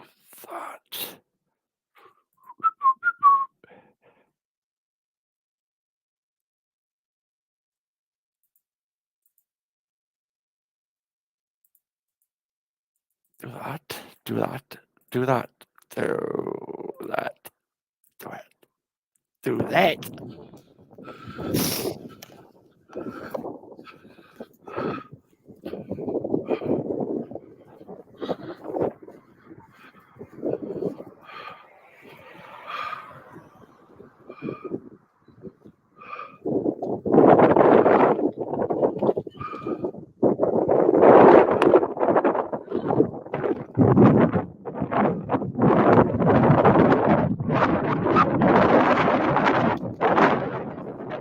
Yeah.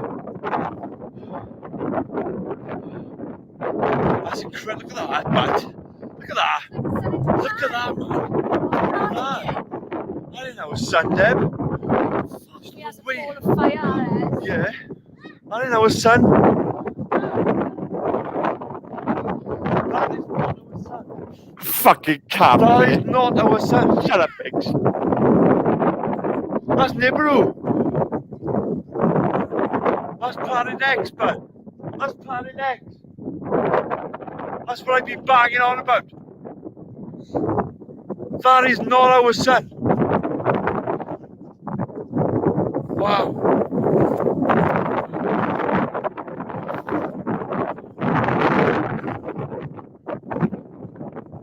It's not true. Get it! It's not true, love. Mind your neck. There's no camera glare. If it was camera glare, it wouldn't fucking disappear over our horizon, would it?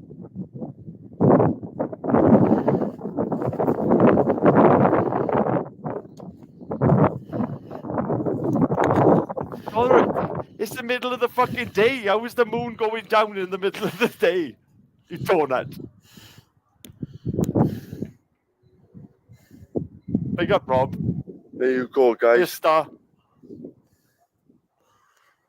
Planet X, Nibiru, fucking Red Dragon, Destroyer, call it what you want. Biggs, moons don't go down at like 7 o'clock in the afternoon. They go up. They go up. Or they're up. Doesn't go down. There he goes. That is not our son. That is not our son. I show you the sun. There's now. our son. There it is. There's there. our son. Yeah? There it is. There's our sun. There it is. There the fucking is. There the fucking is. Yeah? That's our sun. That's our son. What the fuck was that? What the fuck was that? Yeah? Camera glare. I thought you was Turn intelligent. this round.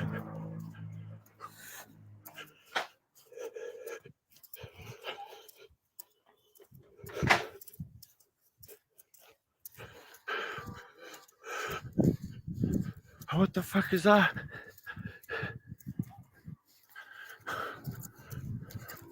Eh? What the fuck is that?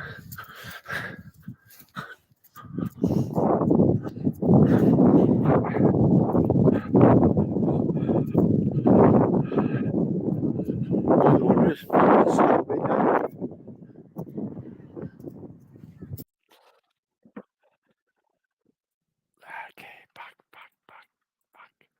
Let's go back to it. Thought you was intelligent, Minx. Donut. You are a donut. The great Anunnaki who decree the fates councils exchanged regarding the lands. To create civilized regions, the great... Yeah, because I said it stunk of fucking Balti. Was I lying? And I'll insult you. Yeah? Don't come in here and think you were fucking better than me. I'll insult you. You fucking donut. Yeah, she's right up in her emotions. The fuck do you think you are? Anunnaki decided to therein provide mankind with knowledge. Now, this is the account of Anu's journey to the lands beyond the oceans and how in the first region for the Anunnaki cities were reestablished. Having the decision about the four regions and mankind's civilizations, Anu inquired about his grandson, Marduk. I must see him again, Anu said to the leaders.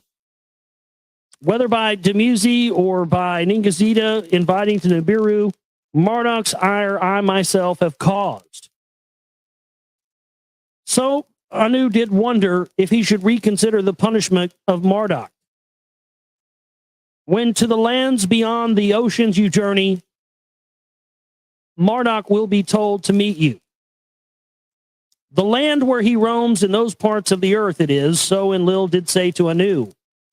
Before the distant lands the royal couple went, the Eden and its lands Anu and Antu surveyed.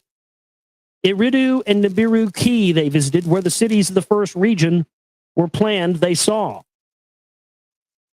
In Eridu, Enlil complained about Enki. The MEs, which I believe are mitochondrial extraction formulas, is keeping them to him. Enki is keeping to himself. Anu on the seat of honor. Obviously, somebody's pissed on your dinner today, Minx. Off you trot. Off you trot. Yeah? You horrible cunt. Off you trot. Obviously, somebody's pissed down you were back today, haven't they?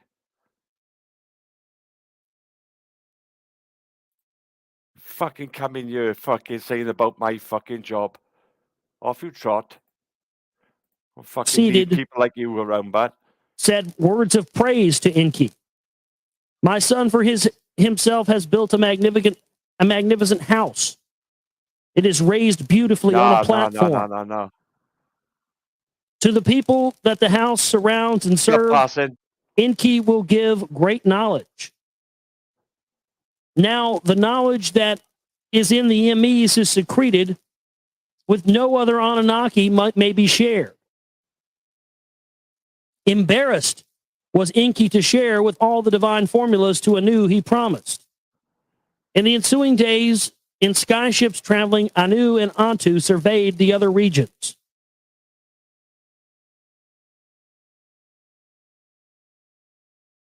Then on the 17th day, to Annunaki, the royal couple returned for one more night of rest. Tomorrow, when the younger Anunnaki come before Anu and Antu for blessing, Anu to his great-granddaughter Inanna took a liking. He drew her closely, he hugged her, and he kissed her. Let all my words heed to the congregation, he announced. This place, after we leave, Okay, Minx. to Inanna as a dowry is given.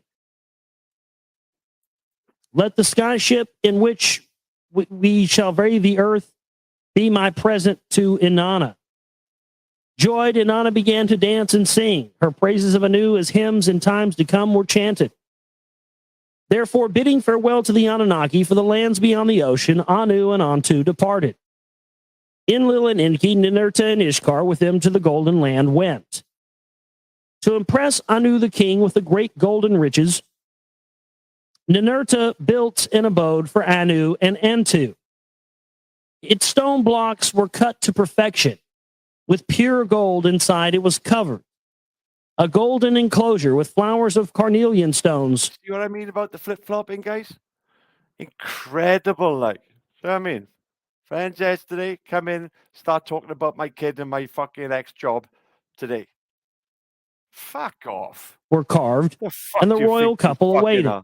Get out here. By the shore of the great mountain lake, the abode was erected. How the gold nuggets are collected, the visitors were shown. There is enough gold here for many shars to come, Anu said, satisfied. To a place nearby, Ninurta to Anu and Antu showed an artificed mound. How to build a place for melting and refining metals was made. And they showed them how to extract a new metal from stones. And if you know any sock accounts, guys, of that fucking silly cunt, get rid of them when they come in for me, please. Anunnaki made, he called it. Anak. How, by combining it with the abundant copper, a strong metal he invented, he showed them. On the great lake from whose shores the metals came, Anu and Antu sailed. The lake of Anak Anu called it, henceforth was its name. Then from lands from the north, lands where the great horned beasts are hunted, Marduk before his father Enki and his grandfather Anu came. Nabu, his son, was with him. When Enki inquired about Serpanit, Marduk with sorrow told them of her death. Now Nabu alone with me has remained. To his father and grandfather, Marduk said. Anu, Marduk to his chest pressed. Enough, you have been punished, to him, he said. With his right hand on Marduk's head, Anu, Marduk is to be forgiven and blessed. From the golden place high in the mountains, all who had gathered in the plain below went.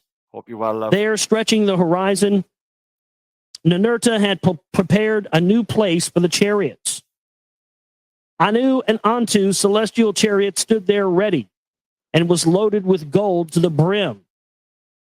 As the time for the departing came, Anu said words of guidance and goodbyes to his children. Whatever destiny for the earth and the earthlings is intended, let it so be. If man, not Anunnaki, is destined to inherit the earth, then let us help that destiny. Lord, beautiful. Give mankind knowledge. Up to a measure, secrets of heaven and earth, let them teach. Give them knowledge up to a measure. See, give them knowledge up to a certain point, but don't give them too much now. That's the foundations of the priest class, ladies and gentlemen, right there.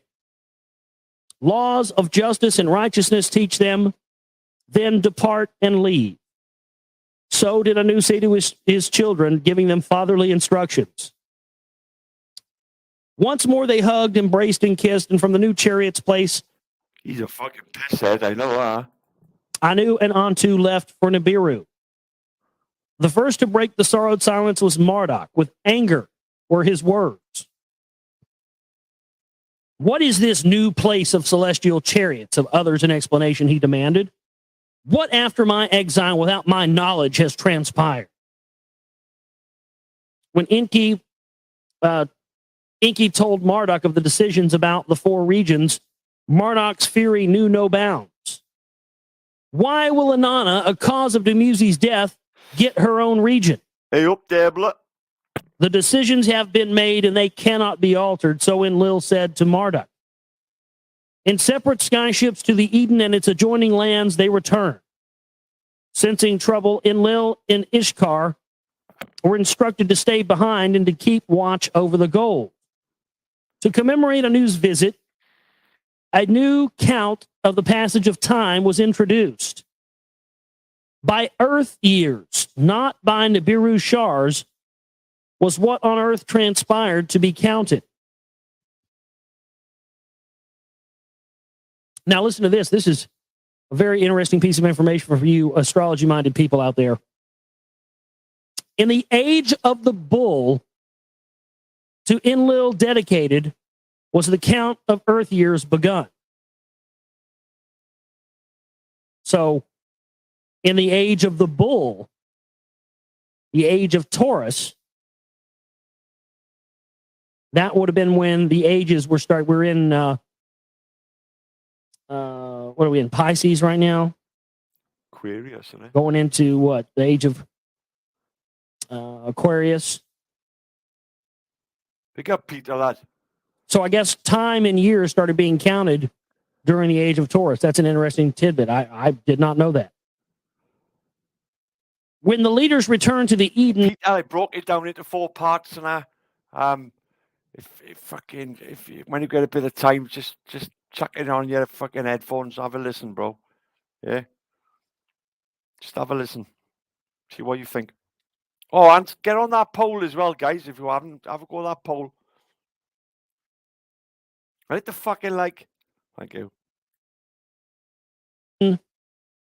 the place of the first civilized region, Please. how to make bricks from mud, the Anunnaki taught the Earthlings, and then therewith to build cities. Answer, that was it. I think Aquarius. But where once cities of the Anunnaki alone had stood, cities for both them and the Earthlings now arose. There and in new cities for the great Anunnaki, sacred precincts were consecrated. Therein, the Anunnaki... Yeah, minks have been fucking shoveled up and fucking tossed in the Sulu bin. Ta-da.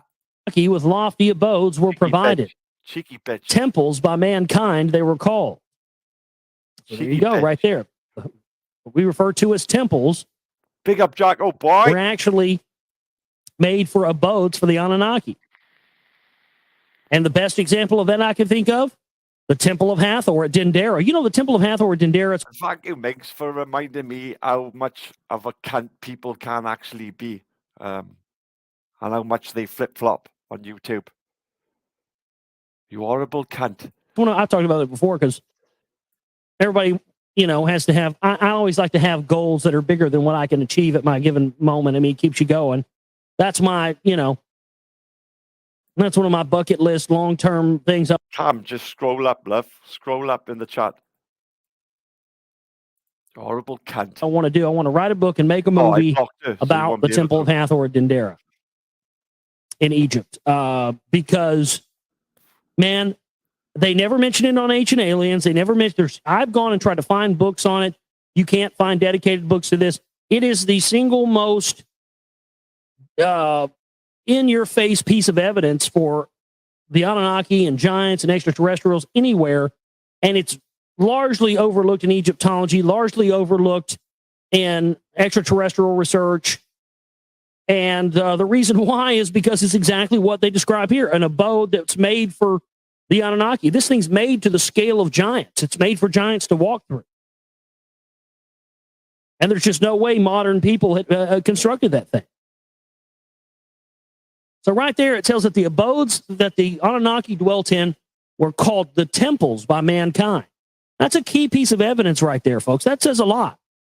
So now whenever time you hear somebody refer to one of these ancient megalithic structures as a temple, always remember that temple is code for abode for the Anunnaki, a house for the Anunnaki. Therein, the Anunnaki as lofty lords were served and worshipped. By number ranks, they were honored. Their heirship to mankind made known. So that right there, they're saying that in these days, come out of nowhere, like literally come out of nowhere, like horrible cunt.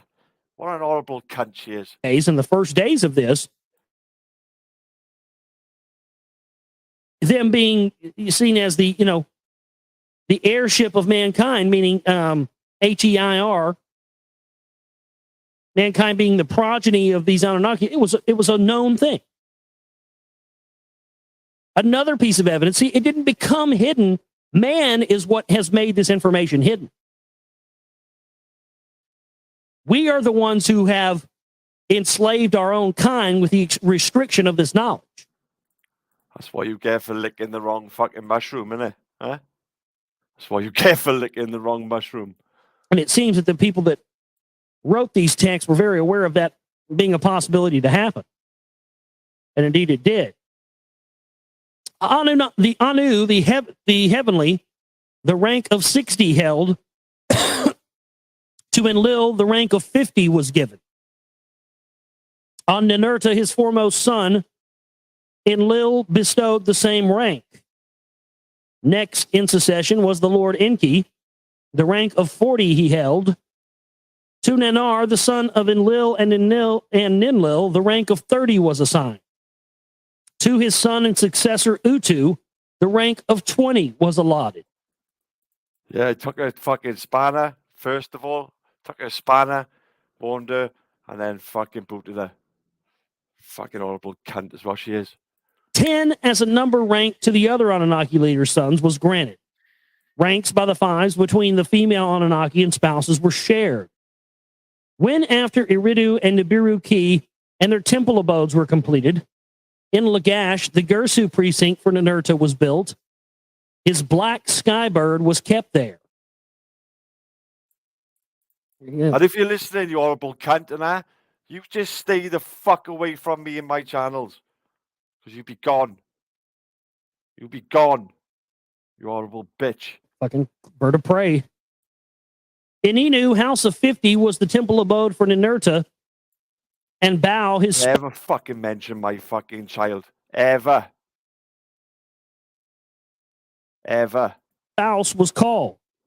The supreme hunter and the supreme smiter, weapons a gift of Anu, the Ininu protected.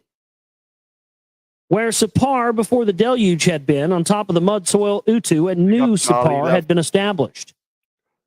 In the Ababar, the shining house, an abode for Utu and his spouse Aya was raised. From there, Utu promulgated the laws of justice for mankind. Well, you're all coming in. Big up, Shell. Where because of silt mud, the olden plans could not be followed, new sites were chosen. Adab, a site from Shurabrak, not distant for the Narsog, as a new center was made. The house of Sakor and healing knowledge was her temple abode, therein named. The immies of how the earthlings were fashioned, Narshog kept in his holy shrine. Yeah, the mitochondrial extractions of how they were created. For Dinar, a city with straight streets, canals, and wharves was provided. Urim was its name. House of the Throne Seeds was its temple abode called. The moon's beams to the lands it reflected.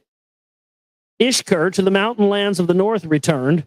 The House of Seven Storms his abode was called. Inanna in Annunaki resided. In the abode by Anu bequeathed to her she dwelt. Oh, the okie dokie. Marduk and Nabu dwelt in Eridu. In the Eden, their own abodes, they did not have.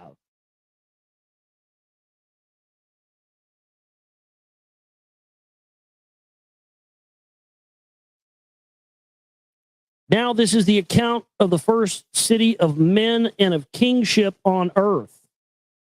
Now, very interesting how those things go hand in hand.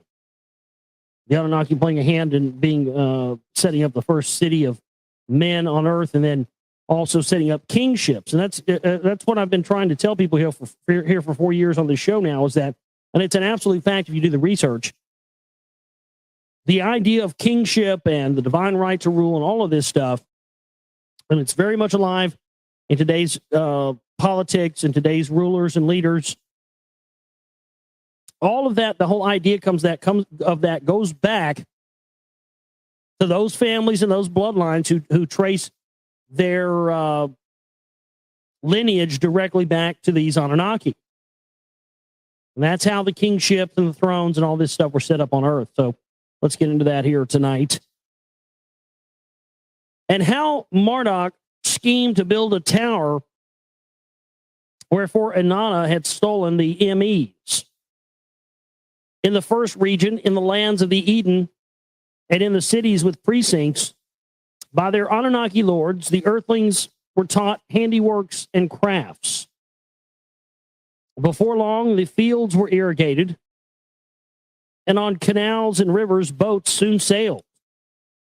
The sheepfolds and granaries were overflowing. Prosperity filled the land. Ki Engi, land of the lofty watchers, the first region was called. Then to let the black-headed people a city of their own possess, it was decided. Kishi, scepter city it was called. In Kishi did the kingship of man begin. Kishi. Therein, in consecrated soil, Anu and Enlil, the heavenly bright. Now this is interesting. Therein, in consecrated soil, Anu and Enlil implanted the heavenly bright object. Isn't that interesting? So in consecrated ground, Anu and Enlil are implanting some heavenly bright object into the ground here. Well, what could that be? Because whatever that is, it has to do with kingship and the divine right to rule. Is this some ancient archaeological relic like the Ark of the Covenant? I don't know. In it, Ninurta appointed the first king. Mighty Man was his royal title. That was the best they could do, Mighty Man. Mighty Man, you are in charge. Run things for us here on this planet, Mighty Man. We trust you, Mighty Man, all the descendants of Mighty Man. To make it a civilized center for mankind, Ninurta journeyed to Eridu. The Emmy tablets that for kingship divine formulas hold from Enki to obtain. Properly attired. With respect, Ninurta entered Eridu yourselves in the chat. for the Emmy of kingship, he asked. Enki, the Lord who all the Emmys, who safeguards all the Emmys, granted 50 Emmy to Ninurta. Came from nowhere, Shell. Like literally, like mitochondrial extractions, DNA to create bitch, like new workers, new humans. Bitch, like. In Kishi, where the black-headed people were taught to calculate numbers. Heavenly Nisaba writing taught them, and heavenly Ninkashi showed them beer making. Well, they showed how. So beer came from aliens. Huh? All right. Oh yes, that's good to know. In Kishi, guided by Ninurta, kiln work and smithing proliferated. Wheeled wagons harnessed to male asses. Well, she done on fucking tough. Craftily fashioned in Kishi. Done, but laws of justice and righteous behavior were promulgated in Kishi. My fucking kid. It was in Kishi that the people composed hymns of praise to Ninurta. Sounds like the beginning of goddess Fucking worry worship right about there, the doesn't it? job, but don't ever mention my kid. Of his heroic deeds and cheeky victories, they bitch. sang. Of his awe-inspiring blackbird, they chanted. I think it's interesting that they had this craft, Ninurta has this craft called the Blackbird, this ship that flies around, looks like a blackbird. Could that be where we got the technology for the SR-71 Blackbird? I mean, look at that. Look at that plane. Look at the SR-71 Blackbird. Think about What that you thing. get for licking dirty They mushrooms? admitted they had that thing in 58. That's what you get for licking dirty mushrooms. A bad taste in your mouth. Which means they had to have been working on it prior to 58, if 58's when they admitted they had it. Yet this is long before computer-aided design and engineering and any of this stuff, yet they were able to calculate properly how to have this plane operate without a vertical fin stabilizer. It has two small fins in the back, but no vertical fin stabilizer. And I've seen documentaries talking about the SR-71 Blackbird where they're talking about, that, but they never seem to mention that, they didn't, you would have had to have computer-aided design and all that stuff to get that right. How are they able to get that right? We went from flying, prop planes just a few short years earlier in World War II to having, this supersonic thing that can fly at the threshold of space in the matter of less than 10 years. I'm keeping a lookout for that dirty bitch I am on the soccer account. I know she's listening. Fucking stay away from ya, you fucking slag. So I find that interesting. Could that SR-71 Blackbird come as a result of fucking bitch? These ancient plans they found? Very well could have been. They've tried to retire those things so many times, but they can't because there's still the stuff that's in them still surpasses technology we can produce today. The U-2 spy planes the same way. Why is that? Mink Chartel. Fucking. Why is there technology in these things from 40, 50 years ago we can't recreate today? That's a good question, isn't it? Horrible. How in faraway lands the bisons were subdued and how the white metal was mixed with copper he found. Ninurta's glorious time it was. With the constellation of the Archer, he was honored. All the while, Inanna in the Enki, her lordship awaited in the third region. All the while, the domain of her own of the leaders she demanded. The third region after the second one will come, her leaders thus assured her. Having seen how Ninurta journeyed to Eridu and how the ME of kingship he attained, Inanna... I don't know about the bag, Debs, but I'm telling him now, she's an horrible cunt. Flip-flopping, horrible cunt. Devised a plan in her heart to obtain ME from Enki. She schemed. Her chambermaid, Ninurshbur, she dispatched to Eridu to announce a visit by Inanna. On hearing this, Enki quickly gave instructions to his housemaster, Izamud, the maiden, all alone to my city, is directing her step to Eridu. When all alone she will arrive, let her enter into my inner chambers. Uh-oh. You know what Enki's thinking. He wants to pour the semen in the womb. Pour it. Pour it into her open vagina. Pour the semen into her womb, Enki. It is your destiny to pour the semen into the womb. Pour for her cold water to freshen her heart.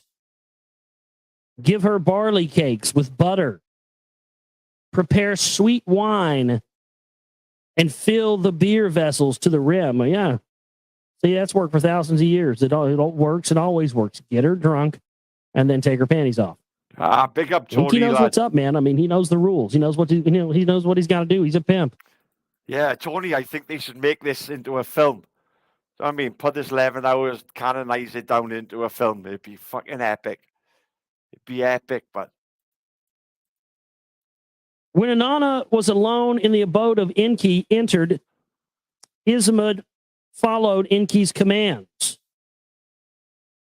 Then when Enki greeted Inanna, he was overwhelmed by Inanna's beauty. With jewelry, Inanna was bedecked. By her thin dress, her body was revealed. When she bent down, her vulva was thoroughly admired by Enki. I can't believe I just read that. When she bent down, her vulva was thoroughly admired by Enki. Oh yeah, I like that vulva, baby. I can see it Annunaki sticking out are of your filthy dress. bastards. Christ. So we got Annunaki going commando now, huh? And I like these guys. They're fucking Klingons all the way. They're fucking Klingons. Oh, these motherfuckers are hardcore. They're getting drunk, wearing no pants eyes. She's rolling in commando, dude. I mean, vulvas. Dude, when you got vulvas. Oh, you can see where that slot get it from, old guys, can't you? Yeah, this is 6,000-year-old fucking knowledge and clay tablets.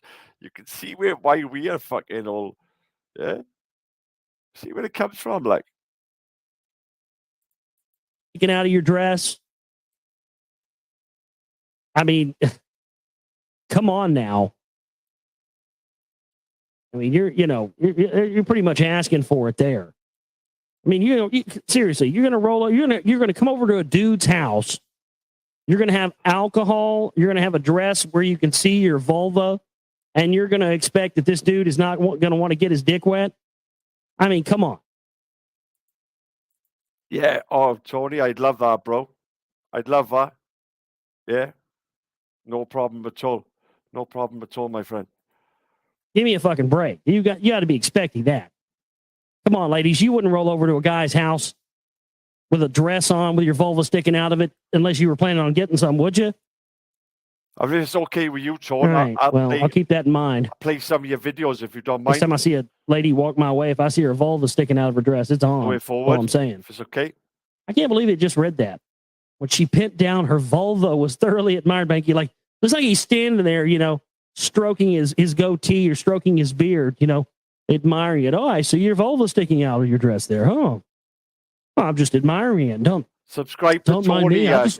I just want to stare at it. Tony.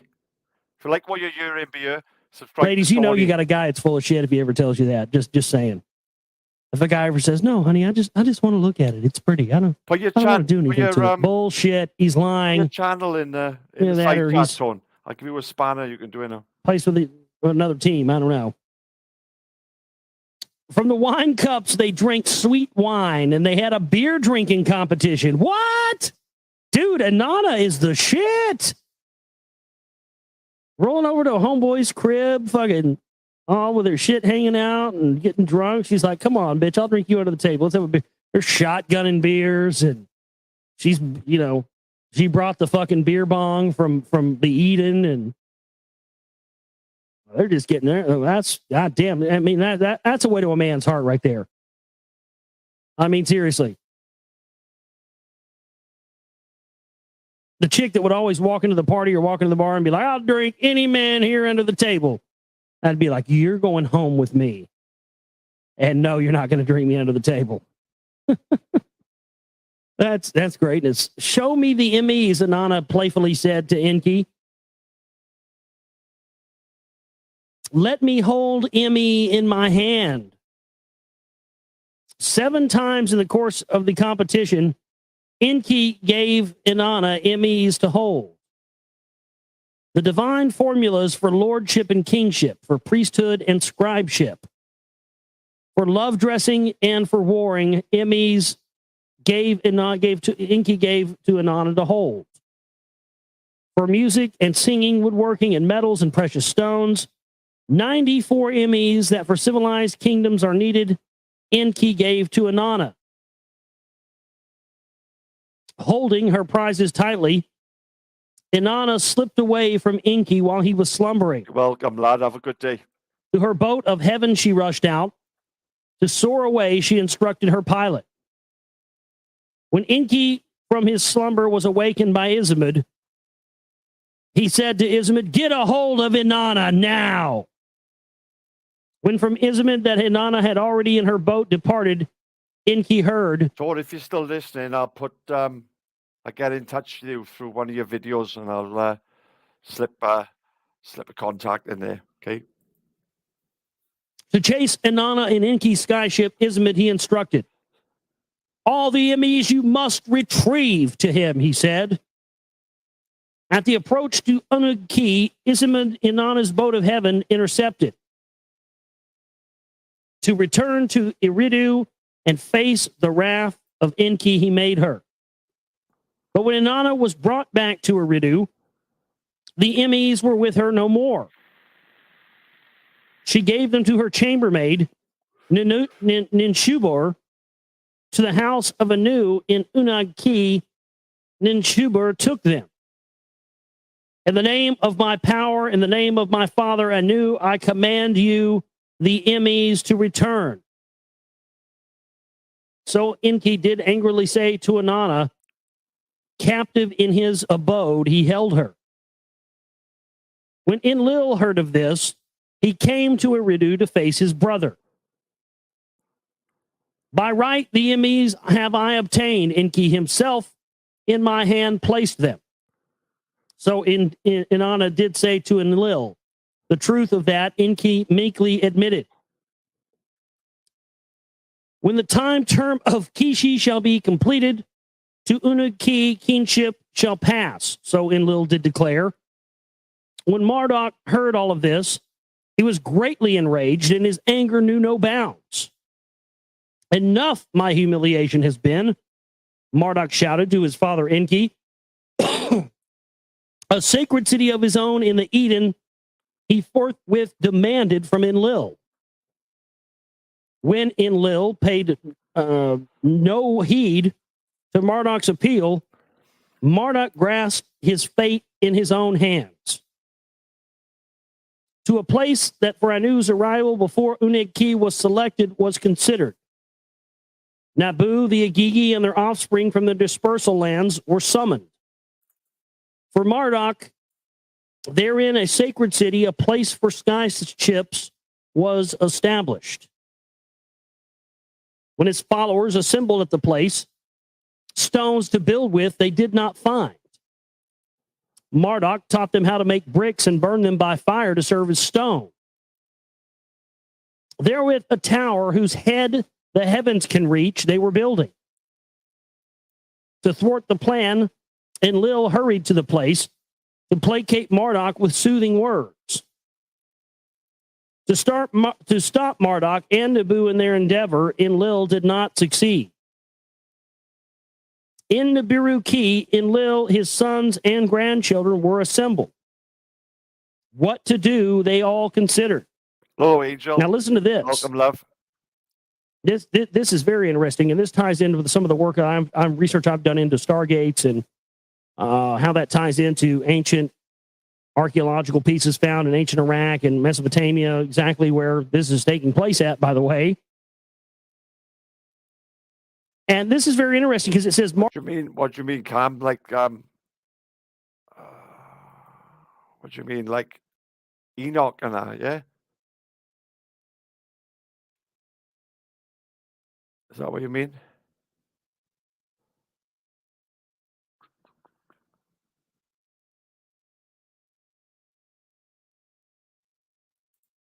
Marduk is building an unpermitted gateway to heaven and entrusting it to earthlings. So it sounds to me like Marduk is setting up a Stargate. Well, I like him, Carter. Well, he's American, isn't he? He's from the land of the U.S. of A. Hometown. That he's allowing earthlings to have knowledge of. By his fucking accent, I think he might be. Now, that's true to me. That 100% explains why the first place we went in 2003 during Californian. The invasion of Iraq was the Iraq National Museum to get all these antiquities that pertain What do you think? to the Sumerian, Akkadian, and Babylonian empires. So that's where we see the problem here. Okay, so Marduk was getting ready to open this Stargate, and they were having trouble because he was entrusting earthlings with the knowledge of this, and rightly so. So Enlil did say to his sons and his grandchildren, No. If we allow this to happen, It's only you are tired of listening to him. And it's only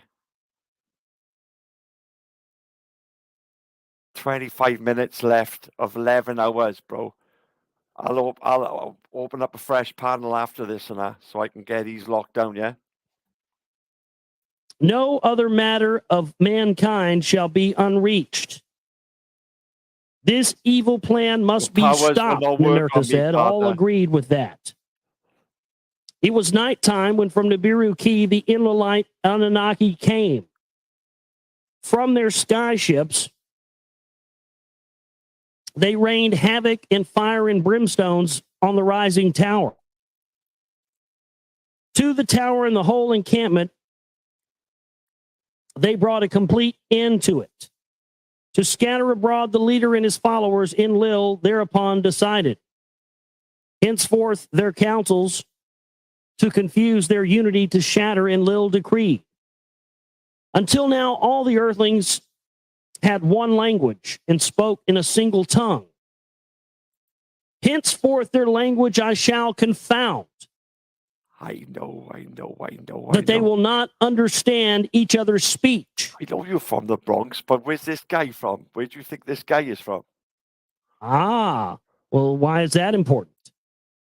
Why is it important to have, maybe does that explain the origins of language and why we've had different people speaking different languages?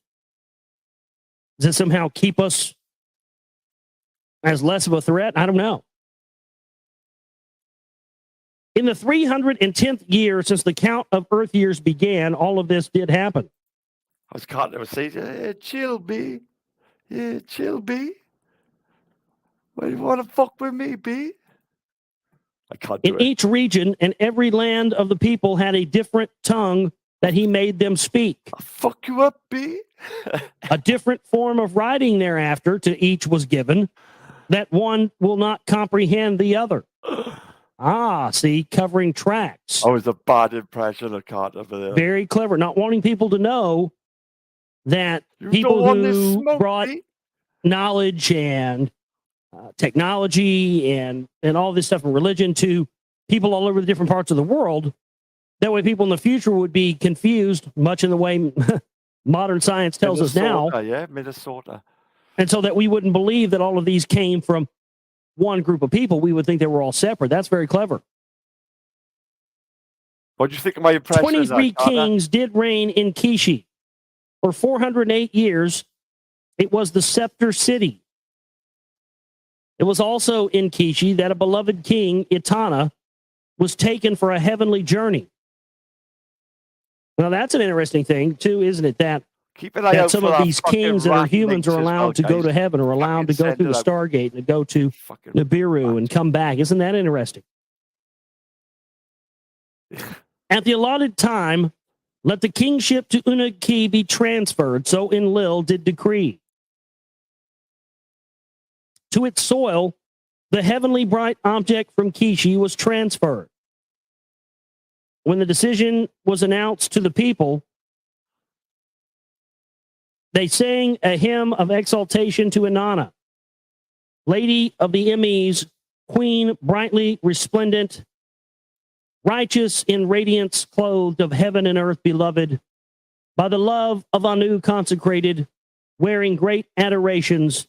7 times the MEs she obtained, in her hand she is holding them. For the tiara of kingship they are appropriate, for high priesthood suitable. Again, there's that mention that the priests have this power and that the priests were ordained with this power from the Anunnaki. Very interesting and very, very important in understanding the nature of the priest class and what they do and how far it goes back in our day and age. I'm lost. Lady of the great MEs, of them she is the guardian. In the 409th year, after the count of Earth years began, kingship of the first region to Annunaki was transferred. Its first king was the high priest of the Inanna temple abode, a son of Utu he was. As for Marduk, to the land of 2 Narrows he went, to be the master of the second region once established, he expected. So So Carter, I'll go live after this and all right, and then I want you to be the first one up on the panel. Don't let me down, bro. Yeah. But I'm gonna finish this stream, and then we can have a panel then. Yeah. Fair. Yeah. I'll give you some smoke, B. They're sending Marduk off to another region yet again, where he's expecting to be reigning over. We'll see how that goes. Sweet.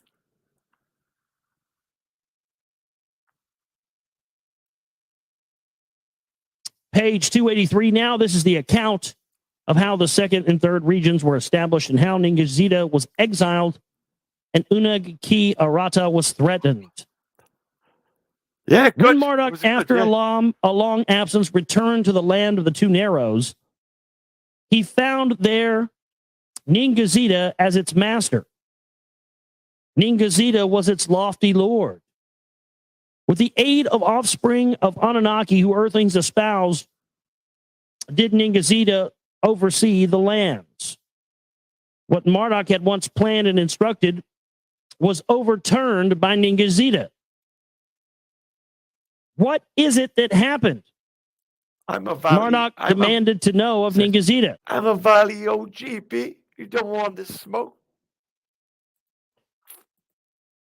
Of the destruction of the hidden things, Marduk accused Ningishzida of making Horon a desert place to depart, a place that now has no water, a boundless place where sexual pleasures are not enjoyed. The two brothers made an uproar, and they embarked upon bitterly quarreling. Pay heed, I am here in my proper place, Marduk said to Ningishzida. You have been my place taker. From now on, only a deputy of mine you can be. But if to rebellion you are inclined, to another land, go away you must. For 350 earth years, the brothers in the land of the two Narrows did quarrel. These motherfuckers are fighting 350 years. For 350 years, the land was in chaos. Between the brothers, it was split. Then Enki, their father, said to Ningishzida, for the sake of peace, depart to other lands. To go to a land beyond the oceans, Ningishzida chose. With a band of followers there too, he went. Carter, my friend, I love you. I love you, and but what part are you not understanding? I'm not going to open this panel up, but when I finish this and it's only like 20 minutes left, 15 minutes left, I'll create a new panel. I'll create a new show, and then we can chat shit all day long. Do you know what I mean? But this I'm going to keep to. I don't want it to go left, yeah. I don't want this to go left. I just want to get it done, and then we can chops away on another created. 650 earth years was at that time the count. Have patience, B. But in the new domain where Ningishzida, the winged serpent, was called, the winged serpent, a new count of his own began. You don't think Ningishzida was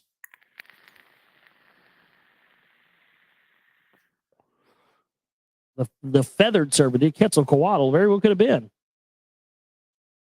In the land of the two Narrows, the second region under Marduk's lordship was established. In the annals of the first region, Magan, land of the cascading river, it was called. But by the second region's people, when the languages were confounded, there's that thing about the language again. Him-Ta, the dark brown land, it was henceforth called. The Teru, guardian watchers, the Anunnaki were called there in the new language. Guys, do me a favor. Keep fucking Carter distracted so you haven't got to fucking keep listening to this guy. And I can feel his impatience. I can feel it. Keep him distracted with something, guys. For me, thank you.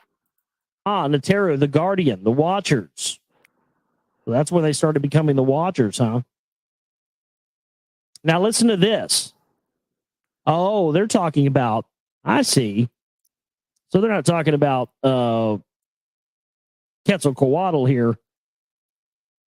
Well, no, I guess they could be because Ningazita went somewhere else. But Marduk, listen to this. Marduk as Ra was worshipped as the Bright One. Enki as Ptah, the developer, was venerated. So when they moved to this new land, this new region,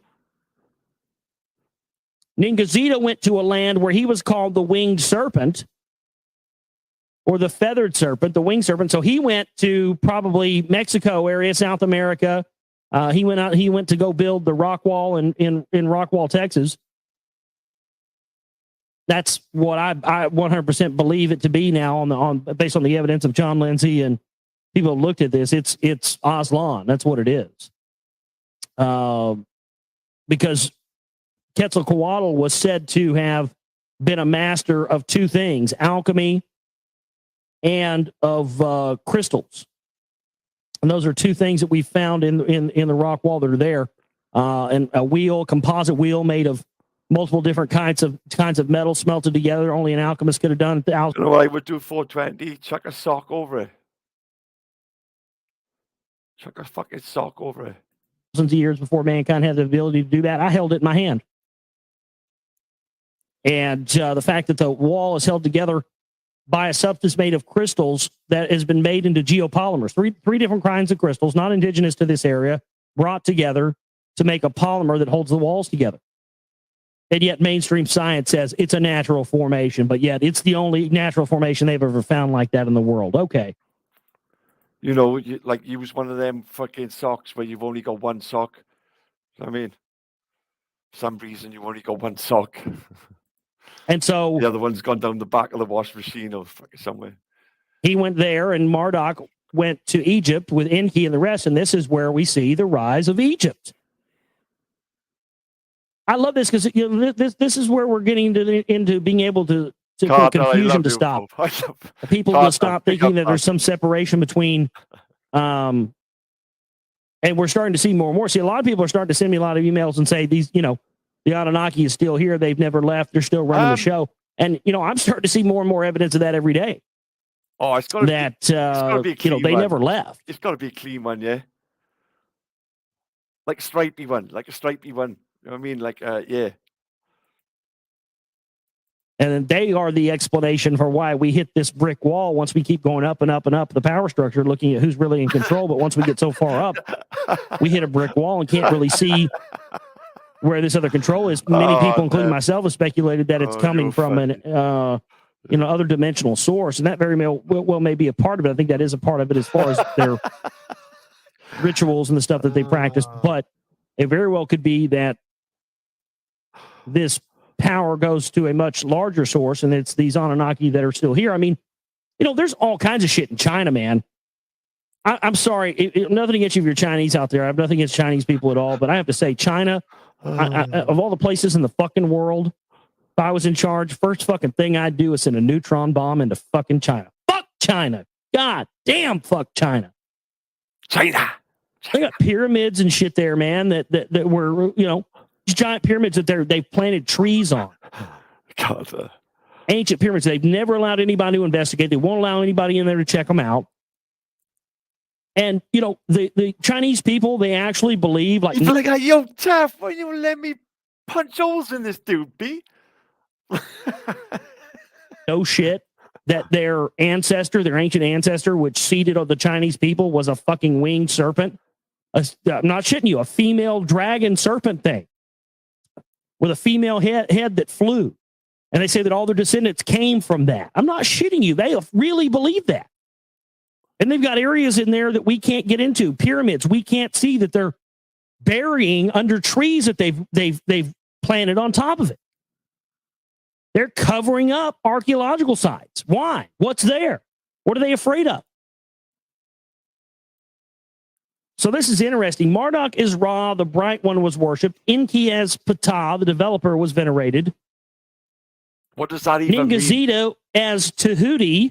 What does that mean? So Ningazita is Pseudo Tahuti. Wow, is it? that's amazing. The divine measure was recalled Come in here to with your big erase words, his Carter. memory. Yeah. Remember this time. Oh, listen to this. So we heard earlier about Inanna. Was it Inanna that had carved the face of Inanna into the stone lion? To erase his memory, Ra on the stone lion replaced his image with that of his son Asar. That tickled me. So that explains why the face of the Sphinx appears to have had modifications done to it. To count by tens, not by 60, Ra made the people. The year he also divided by 10. Yeah, that's what they accused Graham Hancock, isn't he? A pseudoscientist. That's what they labeled him as, pseudo. The watching of the moon by the watching of the sun he replaced. Whereas under the lordship of Tahuti, the olden city of the north and the city of the south were reestablished. Well, this goes to explain, I mean, if this is what they're saying is true, then, I mean, that's it for me. Temple Hathor, Dendera, Luxor, the Great Pyramids. I mean, there's no question. Like, if you watch that documentary I was telling you about last night, the revelation of the pyramids, there's just no question that there was high technology made. And they've talked about the high technology they've used many times through these texts. I don't know how much more you need. Yeah, all those symbols and all that stuff. That was all just symbolic stuff. They're blah blah. No. I never believed that. Never believed that in school. I spoke up about that and got in trouble and got called names. And I'm so fucking proud of my past self. My future self, present self is very proud of my past self for, actually speaking my mind about that when I was in school and saying, you know what? Josh the Carter's going to fuck you up, B. I don't think that that's symbolic. Oh, you're a weirdo. You're an idiot. I never believed those things in Egypt or ancient Sumeria, all that stuff was ever symbolic. I don't know why I instinctively always just knew that, but I did. They were talking about real things that looked like that. Marduk, Ra, of the two lands of the north and south, united into one crown. God, king and you won't be jumping on this stream. I'm going to end this stream after this fucking... It's like literally 12 minutes left, right? I'm going to end this stream. You won't be jumping on this stream, but I will create a stream within 3 minutes. Offspring of Nibiru, an earthling, he there appointed. Which you can jump on. Mina was his name. Mina, as in Mina, Arkansas, where they shipped all the coke. Okay. Where the two lands meet and the great river divides, a scepter city Ra established. Splendor to surpass Kishi in the first region he gave it. I know, I can feel. Mina Nephir, Mina's beauty, it was called. To honor his elders, Ra built a holy city. Oh, to honor Nibiru's king, Anu, he named it. And also, here's another in your face. Also in your face of all those cocksuckers out there in Radio Land, hosts and other researchers who tried to tell me for years that the Ankh from Egypt didn't have anything to do with the Anunnaki. The origins of your cross and all your religious symbology, from the Pope's fish hat to his staff with his Ankh on the end of it, what do you think that is? It all goes back to the Anunnaki. Think up. Therein on a platform, a temple abode. If I thought now Carter's gonna fucking hunt me down from fucking the US of A, and me, I couldn't live with myself if I didn't. For his father, Enki Ptah erected. Its head within a high tower rose skyward like a sharp rocket. In its shrine, Ra, the upper part of his celestial barge, he departed. So he put part of his fucking spaceship in one of these things in Egypt, huh? Well, how long ago was it when we excavated the Great Pyramids? Well, that was, in the expanse of history, not a long time ago. They were buried in sand for years. There's more down there. Maybe that's what Zawas has been hiding all this time. Bin Bin, it was called. It was the one in which he had traveled from the planets for countless years. On the day of the new year, the king, as high priest, performed the ceremonies. On that day only, alone, the innermost star room he entered before the Bin Bin offerings he put. To benefit the second region, Ptah to Ra gave all manner of MEs. What do I know that you do not know? The father asked his son. Then all manner of knowledge he gave to Ra, except that of reviving the dead. So there you go. So see, now we have this evidence. We talked about this. Remember earlier in the book, we had the reading where one of them was on Mars, and that was why they carved the face on Mars. In that area known as Cydonia, which also is where the cradle of civilization, also on the 33rd degree parallel, also known as Cydonia, was. And that they had brought him back to life using this technology. Now we're starting to see what all of this life after death stuff and mummification and stuff in Egypt was really about, aren't we? So he gave Ra, Enki gave Ra, or now Ptah, Enki is now taking the name of Ptah, gave all the knowledge that he had to Ra, except that of reviving the dead. As a great one of the 12 celestials, Ptah allotted to Ra the constellation sign of the Ram. Again, they mentioned earlier that the first, or earlier in the book, earlier in the week also, we read that the Ram, Taurus, was the first sign that mankind entered into, the first age that mankind entered into when Earth years started to be counted. The water flow of Happy, the land's great river, Ptah for Ra, regulated for his people. Abundance in the fertile soils quickly came, man and cattle proliferated. By the success of the second region, the leaders were encouraged. The third region, they proceeded to establish. Oh, Dave, I seen you coming a mile away. Welcome. But fucking go on, April Fool me, you cunt. April Fool me, you cunt. Yeah? Nice one, Dave. No, I hope you have. Lend me a fiver. But you April fooling me, you cunt. Amy had me sweet as a To make it a domain of Inanna, as she was promised, they decreed. So Take now up, we're going Dave. to the Indus Valley region, where our great listener Zohair had sent us some stuff from. As befits the mistress of a region, a celestial constellation was assigned to her. Dave, Amy said last night, she said, fucking Putin. Have you heard, Taff, from the chat there, Taff? Putin declared war on NATO. Boy, fucking, God, what? Let's go get our fucking on that, son. Let's go. Check a date, Taff. Oh, cunt. Beforehand, with her brother Utu, the station of the twins she shared. Henceforth, as a gift from Ninarshag, her constellation of maiden to Inanna was allotted. In the 860th year, according to the Earth year count, Inanna was so honored. Oh, if Amy hadn't had me fucking last night, bro, I would have been gullible then. I would have fucking been on it. Far away in the eastern lands, beyond 7 mountain ranges, was the third region. Zamush, land of 60 precious stones. In its highland realm, it was called. Arata, the wooded realm, was in the valley of meandering of a meandering great river. Awesome. In the great plain, the people cultivated crops and grains and herded horned cattle.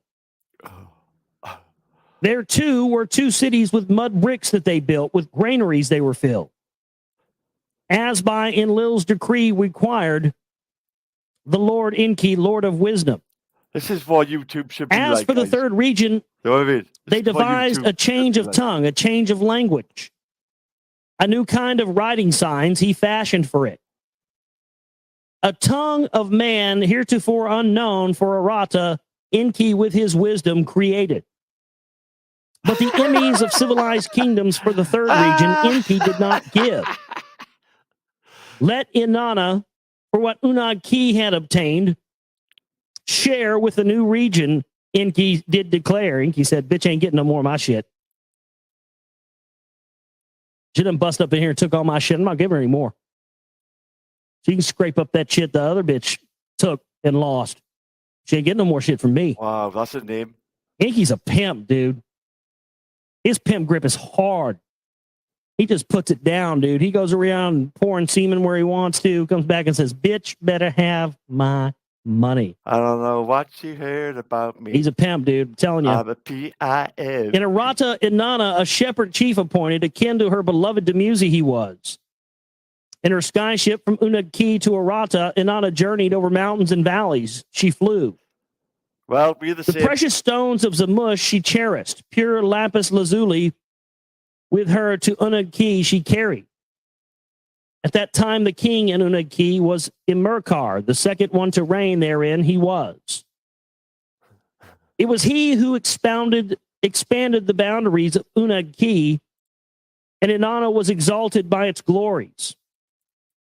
It was he who the wealth of Arata coveted. To be the supreme commander over Arata, he schemed. Carter, 3 minutes, lad.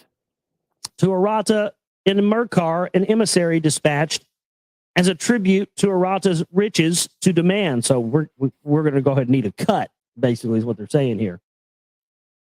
Over 7 mountain ranges through parched lands and then soaked by rains, the emissary went to Arata. To the king of Arata, the demand words of Imenkar, word for word, he repeated. His language, the king of Arata, was unable to understand. Like the bray of a donkey, its sound was. Look up, Chad. Can't understand a goddamn word. A wooden scepter was inscribed with a message the king of Arata gave to the emissary. To share Annunaki's emise with Arata, the king's message was requested. As a royal gift to Annunaki, grains were loaded onto donkeys with the emissary to Annunaki. They went. When in Merkar, the inscribed scepter received its message in Annunaki, no one understood. He brought it forth from light to shade. He brought it forth from shade to light. What kind of wood is this? He asked. And then ordered to have it planted in the garden. Oh, you scumbags. Hit that like After 5 years, after 10 years had passed, a tree grew from the scepter. If you don't want to, don't do it. But A shade tree it was. you'll have a What bad shall I day do? if- In Merkur, in bad frustration, karma. asked I mean- Utu, his grandfather. With heavenly Nisaba, the mistress of scribes and writings, Utu interceded. On a clay tablet, his message to inscribe Nisaba in Markar, and was taught in the tongue of Arata.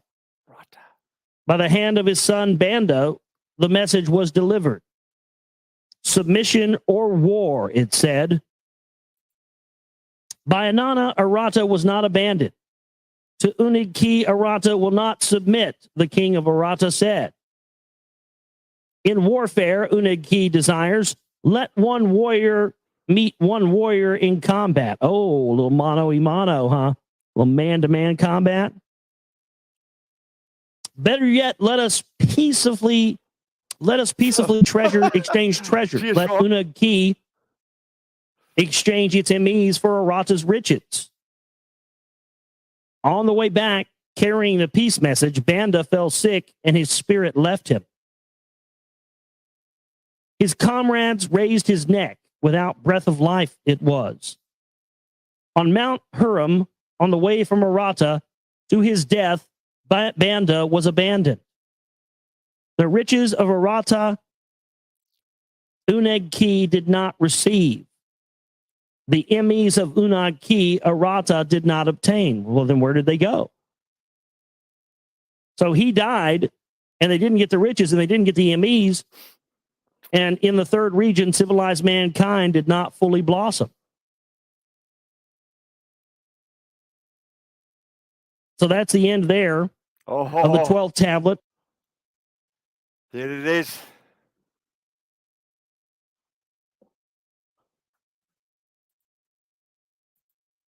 Epic. Epic.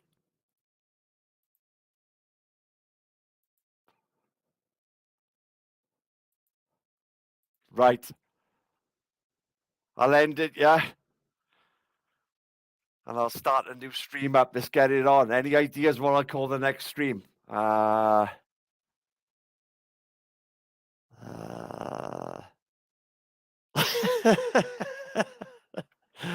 Yeah. Oh, end broadcast. Here it comes. Here it comes. Keep an eye out. Keep an eye out today. I'll be back. I'll be back, motherfuckers.